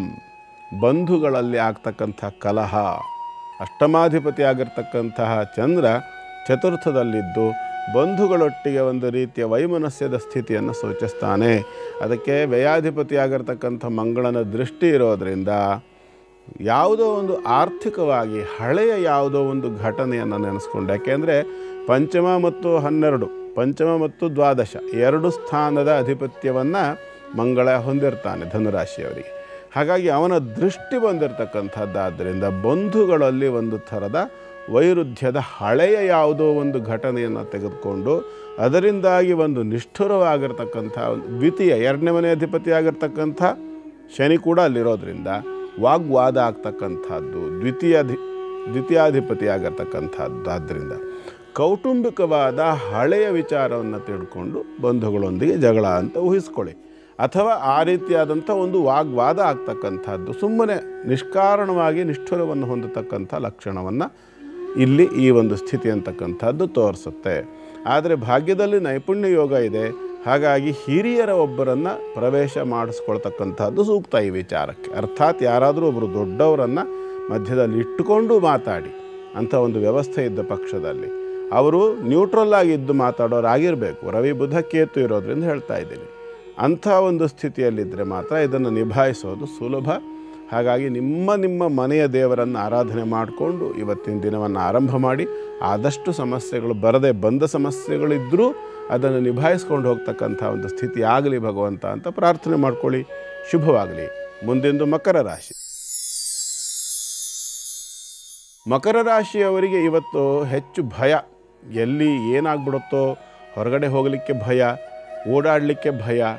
ಸಾಯಂಕಾಲ ಆಗ್ತಾ ಅದು ತೀವ್ರವಾಗ್ತಕ್ಕಂಥ ಲಕ್ಷಣ ಕೂಡ ಇದೆ. ಮಧ್ಯಾಹ್ನದವರೆಗೂ ಹೇಗೋ ಕಳ್ಕೊಂಡ್ಬಿಡ್ತೀರಿ. ಆ ನಂತರದಲ್ಲಿ ಹೆಚ್ಚು ತೊಂದರೆಯಾಗುವಂಥ ಒಂದು ಭಯ ಕಾಣಿಸ್ತದೆ. ತೃತೀಯದಲ್ಲಿರ್ತಕ್ಕಂಥ ಸಪ್ತಮಾಧಿಪತಿ, ಅದರಲ್ಲೂ ವಿಶೇಷವಾಗಿ ಮಕರ ರಾಶಿಯವರು ನಿಮ್ಮ ಸಂಗಾತಿಗಳೊಟ್ಟಿಗೆ, ವಿಶೇಷವಾಗಿ ಗಂಡಸರಿಗೆ ಇದರ ಫಲ ಅಂತಕ್ಕಂಥದ್ದು ಕಾಣಿಸುತ್ತೆ. ಕಾರಣ ಏನು ಅಂತಂದರೆ, ಸಪ್ತಮಾಧಿಪತಿಯಾಗಿರ್ತಕ್ಕಂಥವನು ಚಂದ್ರ ಶುಭ ಸ್ಥಿತಿಯಲ್ಲಿದ್ದಾಗ ಮತ್ತು ನಪುಂಸಕ ಗ್ರಹದೊಟ್ಟಿಗಿದ್ದಾಗ, ಇನ್ನೊಂದು ಸ್ತ್ರೀ ಗ್ರಹವಾದ ಮಂಗಳನ ದೃಷ್ಟಿ ಇದ್ದಾಗ ಕೂಡ ಈ ಒಂದು ಫಲವನ್ನು ಊಹಿಸಬಹುದು. ಹಾಗಾಗಿ ಸಂಗಾತಿಯ ಬಗ್ಗೆ, ಮಕರ ರಾಶಿಯವರ ಹೆಂಡತಿ ಅಂಥವರ ಆರೋಗ್ಯದ ಬಗ್ಗೆ ಸ್ವಲ್ಪ ಹೆಚ್ಚು ಗಮನವನ್ನು ಕೊಡಬೇಕಾಗತ್ತೆ. ಇದನ್ನು ಉದ್ದೇಶಪಟ್ಟು ಯಾಕೆ ಹೇಳ್ತಿದ್ದೀನಿ ಅಂತಂದರೆ, ಅಲ್ಲಿ ಮಾರಕ ಸ್ಥಿತಿಯಲ್ಲಿರ್ತಕ್ಕಂತಹ ಶನಿಚಂದ್ರ ಯೋಗ ತೃತೀಯದಲ್ಲುಂಟು. ಮತ್ತು ಯಾರಾದರೂ ಸೋದರ ಸಂಬಂಧದಲ್ಲಿ ಯಾರ ವಿವಾಹ ಆಗಿದೆ, ಮಾವನ ಮಗಳು, ಅತ್ತೆ ಮಗಳು, ಹೀಗೇನು ವಿವಾಹ ಆಗಿದೆ, ಅಂಥವರಿಗೆ ಸ್ವಲ್ಪ ಹೆಚ್ಚು ತೊಂದರೆ ಆಗ್ತಕ್ಕಂಥ ಲಕ್ಷಣ ಉಂಟು. ಸ್ವಲ್ಪ ಎಚ್ಚರಿಕೆಯಿಂದ ಇರಿ. ಬೇಕಾದರೆ ಡಾಕ್ಟ್ರ್ ಹತ್ರ ಹೋಗಿ ಚಿಕಿತ್ಸೆಯನ್ನು ಮಾಡಿಸ್ಕೊಳ್ಳಿ. ತೀವ್ರತರವಾದೇನು ಅಪಾಯ ಆಗ್ತಕ್ಕಂಥದ್ದಲ್ಲ. ಆದರೂ ಒಂದು ಥರದ ತಳಮಳ, ಗಾಬರಿ, ಆತಂಕಗಳು ಕೂಡ ಇವತ್ತು ಆಗ್ತಕ್ಕಂಥ ಲಕ್ಷಣ ಇದೆ. ಸಾಧ್ಯವಾದಷ್ಟು ಎಚ್ಚರಿಕೆಯಿಂದ ಇರೋದ್ರ ಜೊತೆಲಿ ಟ್ರೀಟ್ಮೆಂಟ್ ಇತ್ಯಾದಿಗಳನ್ನು ಮಾಡಿಸೋದ್ರ ಜೊತೆಲಿ ಪಂಚಮ ಸ್ಥಾನಾಧಿಪತಿ ಸಪ್ತಮದಲ್ಲಿರೋದಾದ್ದರಿಂದ ಇವತ್ತು ದುರ್ಗಿಯನ್ನು ಆರಾಧನೆ ಮಾಡ್ಕೊಳ್ಳಿ. ಶುಭವಾಗಲಿ. ಮುಂದಿಂದು ಕುಂಭರಾಶಿ. ಕುಂಭರಾಶಿಯವರಿಗೆ ಇವತ್ತಿನ ದಿನ ತಕ್ಕ ಮಟ್ಟಿಗೆ ಚೆನ್ನಾಗಿದೆ. ಪಂಚಮದಲ್ಲಿರ್ತಕ್ಕಂಥ ಗುರು ರಾಶಿಗೆ ದೃಷ್ಟಿ ಕೊಡ್ತಾನೆ. ರಾಶಿಯಲ್ಲಿ ರಾಹು ಇರೋದರಿಂದ ಸ್ವಲ್ಪ ಮಟ್ಟಿಗೆ ಆರೋಗ್ಯದ ಕಡೆಗೂ ಕಾಳಜಿ ಇರಬೇಕಾಗತ್ತೆ. ಅಷ್ಟಮದಲ್ಲಿ ಮಂಗಳ ಇರೋದಾದ್ದರಿಂದ ಸ್ವಲ್ಪ ಮಟ್ಟಿಗೆ ಭಯ ಮಿಶ್ರಿತವಾದ ವಾತಾವರಣ ಇರುತ್ತೆ. ದ್ವಿತೀಯದಲ್ಲಿರ್ತಕ್ಕಂತಹ ಶನಿಚಂದ್ರ ಯೋಗದಿಂದ ಆರ್ಥಿಕ ವ್ಯವಹಾರಗಳಲ್ಲಿ, ಕೌಟುಂಬಿಕವಾದಂಥ ವ್ಯವಹಾರಗಳಲ್ಲಿ ಕೂಡ ಇವತ್ತು ಒಂದು ಮಂದವಾದಂಥ ಸ್ಥಿತಿ ಕಾಣಿಸ್ತದೆ. ದೊಡ್ಡ ಮಟ್ಟದ ಸಮಸ್ಯೆ ಅಲ್ಲ, ಸ್ವಲ್ಪ ಮಂದಗತಿಯ ಒಂದು ಸ್ಥಿತಿ ಅಂತಕ್ಕಂಥದ್ದು ಕಾಣಿಸುತ್ತೆ. ಚಿಂತೆ ಮಾಡೋದೇನು ಬೇಡ. ಯಾಕೆ ಅಂತಂದರೆ ಇವತ್ತು ಮಂಗಳವಾರ ಅಲ್ವಾ, ಮಂಗಳಮೂರ್ತಿ ಆಗಿರ್ತಕ್ಕಂಥ ಗಣಪತಿಯನ್ನು ಆರಾಧನೆ ಮಾಡ್ಕೊಳ್ಳಿ. ಶುಭವಾಗಲಿ. ಕೊನೆಯದಾಗಿ ಮೀನರಾಶಿ. ಮೀನರಾಶಿಯವರಿಗೆ ಇವತ್ತಿನ ದಿನ ಚೆನ್ನಾಗಿದೆ. ರಾಶಿಯಲ್ಲಿರ್ತಕ್ಕಂಥ ಪಂಚಮಾಧಿಪತಿ ಇಷ್ಟಮಿತ್ರರ ಆಗಮನವಾಗ್ತಕ್ಕಂಥದ್ದನ್ನು ಸೂಚಿಸ್ತದೆ ಮತ್ತು ಸತ್ಕಾರ್ಯಗಳಲ್ಲಿ ಪ್ರವೃತ್ತಿಯನ್ನು ಸೂಚಿಸ್ತದೆ. ಸಪ್ತಮದಲ್ಲಿರ್ತಕ್ಕಂತಹ ಮಂಗಳ ಯಾವುದಾದ್ರೂ ಒಂದು ವಿವಾಹಾದಿ ಮಂಗಳ ಕಾರ್ಯಗಳನ್ನು ಪ್ರಯತ್ನ ಮಾಡ್ತಾ ಇದ್ದ ಪಕ್ಷದಲ್ಲಿ ಅದಕ್ಕೆ ಹಿನ್ನಡೆಯನ್ನು ಸೂಚಿಸ್ತದೆ. ಅಷ್ಟಮಾಧಿಪತಿಯಾಗಿ ಪಂಚಮದಿಂದ ಲಾಭವನ್ನು ನೋಡೋದರಿಂದ ಶುಕ್ರ ಸ್ವಲ್ಪ ಮಟ್ಟಿನ ವ್ಯಾಪಾರ ವ್ಯವಹಾರಗಳಲ್ಲಿ ಕೂಡ ನೀವು ಲಾಭವನ್ನು ನೋಡ್ಬೋದಾಗಿರುತ್ತೆ. ವಿವಾಹಾದಿ ಮಂಗಳ ಕಾರ್ಯಗಳಲ್ಲಿ ಒಂದರಲ್ಲಿ ಪ್ರಗತಿಯ ಕೊರತೆ ಆದರೆ ಇನ್ನೊಂದರಲ್ಲಿ ವೃದ್ಧಿ ಅಂತಕ್ಕಂಥದ್ದು ಕಾಣಿಸ್ತದೆ. ಯಾಕೆಂತಂದರೆ ನಿಮ್ಮ ರಾಶಿಗೆ ಭಾಗ್ಯಾಧಿಪತಿಯು ದ್ವಿತೀಯಾಧಿಪತಿಯು ಆಗಿರ್ತಕ್ಕಂಥ ಮಂಗಳನ ದೃಷ್ಟಿ ಇರ್ತಕ್ಕಂಥದ್ದು. ಅಷ್ಟಮಾಧಿಪತಿಯಾದ ಶುಕ್ರ ಶುಭ ಸ್ಥಿತಿಯಲ್ಲಿ ಇಲ್ಲದೇ ಇದ್ದರೂ ಆ ಒಂದು ಶುಕ್ರ ಇರ್ತಕ್ಕಂಥ ಸ್ಥಾನಾಧಿಪತಿ ಆಗಿರ್ತಕ್ಕಂಥ ಚಂದ್ರ ನಿಮ್ಮ ರಾಶಿಯಲ್ಲಿರ್ತಕ್ಕಂಥದ್ದು ಒಳ್ಳೆಯ ಒಂದು ಫಲ. ಕೇಂದ್ರ ಭಾವದಲ್ಲಿರ್ತಕ್ಕಂಥ ಗುರುವಿನಿಂದಾಗಿ ಹಿರಿಯರ ಆಶೀರ್ವಾದ ದೇವತಾನುಗ್ರಹವನ್ನು ಪಡ್ಕೊಳ್ತಕ್ಕಂಥ ಅವಕಾಶ ಕೂಡ ತುಂಬ ಚೆನ್ನಾಗಿದೆ. ಮುಖ್ಯವಾಗಿ ಇವತ್ತು ಪಂಚಮ ಸ್ಥಾನದಲ್ಲಿರ್ತಕ್ಕಂಥ ಶುಕ್ರ ಸಂಬಂಧಿತ ಮತ್ತು ಆ ರಾಶ್ಯಾಧಿಪತಿಯಾಗಿದ್ದ ಚಂದ್ರ ನಿಮ್ಮ ರಾಶಿಯಲ್ಲಿರ್ತಕ್ಕಂಥದ್ದು ಆದ್ದರಿಂದ ಆಂಜನೇಯನನ್ನು ಮನಃಪ್ರಕಾರ ಪ್ರಾರ್ಥನೆ ಮಾಡಿಕೊಳ್ಳಿ. ಸಾಧ್ಯವಾದರೆ ಒಂದಿಷ್ಟು ಗಾಯತ್ರಿ ಜಪಗಳನ್ನು ಆಚರಣೆ ಮಾಡಿಕೊಳ್ಳಿ. ಶುಭವಾಗಲಿ. ಕಾರ್ಯಕ್ರಮವನ್ನು ಮುಕ್ತಾಯಗೊಳಿಸುವಂಥ ಸಮಯ. ಬಹಳ ವಿಶೇಷವಾದ ವಿಚಾರಗಳನ್ನು ಇವತ್ತು ಪ್ರಥಮ ಪೂಜಿತ ಗಣಪನಿಗೆ ಅರ್ಪಣೆ ನಮ್ಮ ಈ ಕಾರ್ಯಕ್ರಮ ಅನ್ನುವಂತಿತ್ತು. ಬಹಳ ಅದ್ಭುತವಾಗಿ ತಿಳಿಸ್ಕೊಟ್ರಿ ಆನೆಗುಡ್ಡೆ ಗಣಪನ ಕುರಿತಾಗಿ. ಧನ್ಯವಾದಗಳು ಗುರುಗಳೇ. ವೀಕ್ಷಕರೇ, ಹೊರಡೋ ಸಮಯ ಆಗ್ತಿದೆ. ಮತ್ತೆ ಸಿಗೋಣ ಬುಧವಾರದ ಧರ್ಮಜ್ಯೋತಿ ಕಾರ್ಯಕ್ರಮದಲ್ಲಿ. ಹೋಗ್ಬರೋದಾ? ನಮಸ್ಕಾರ.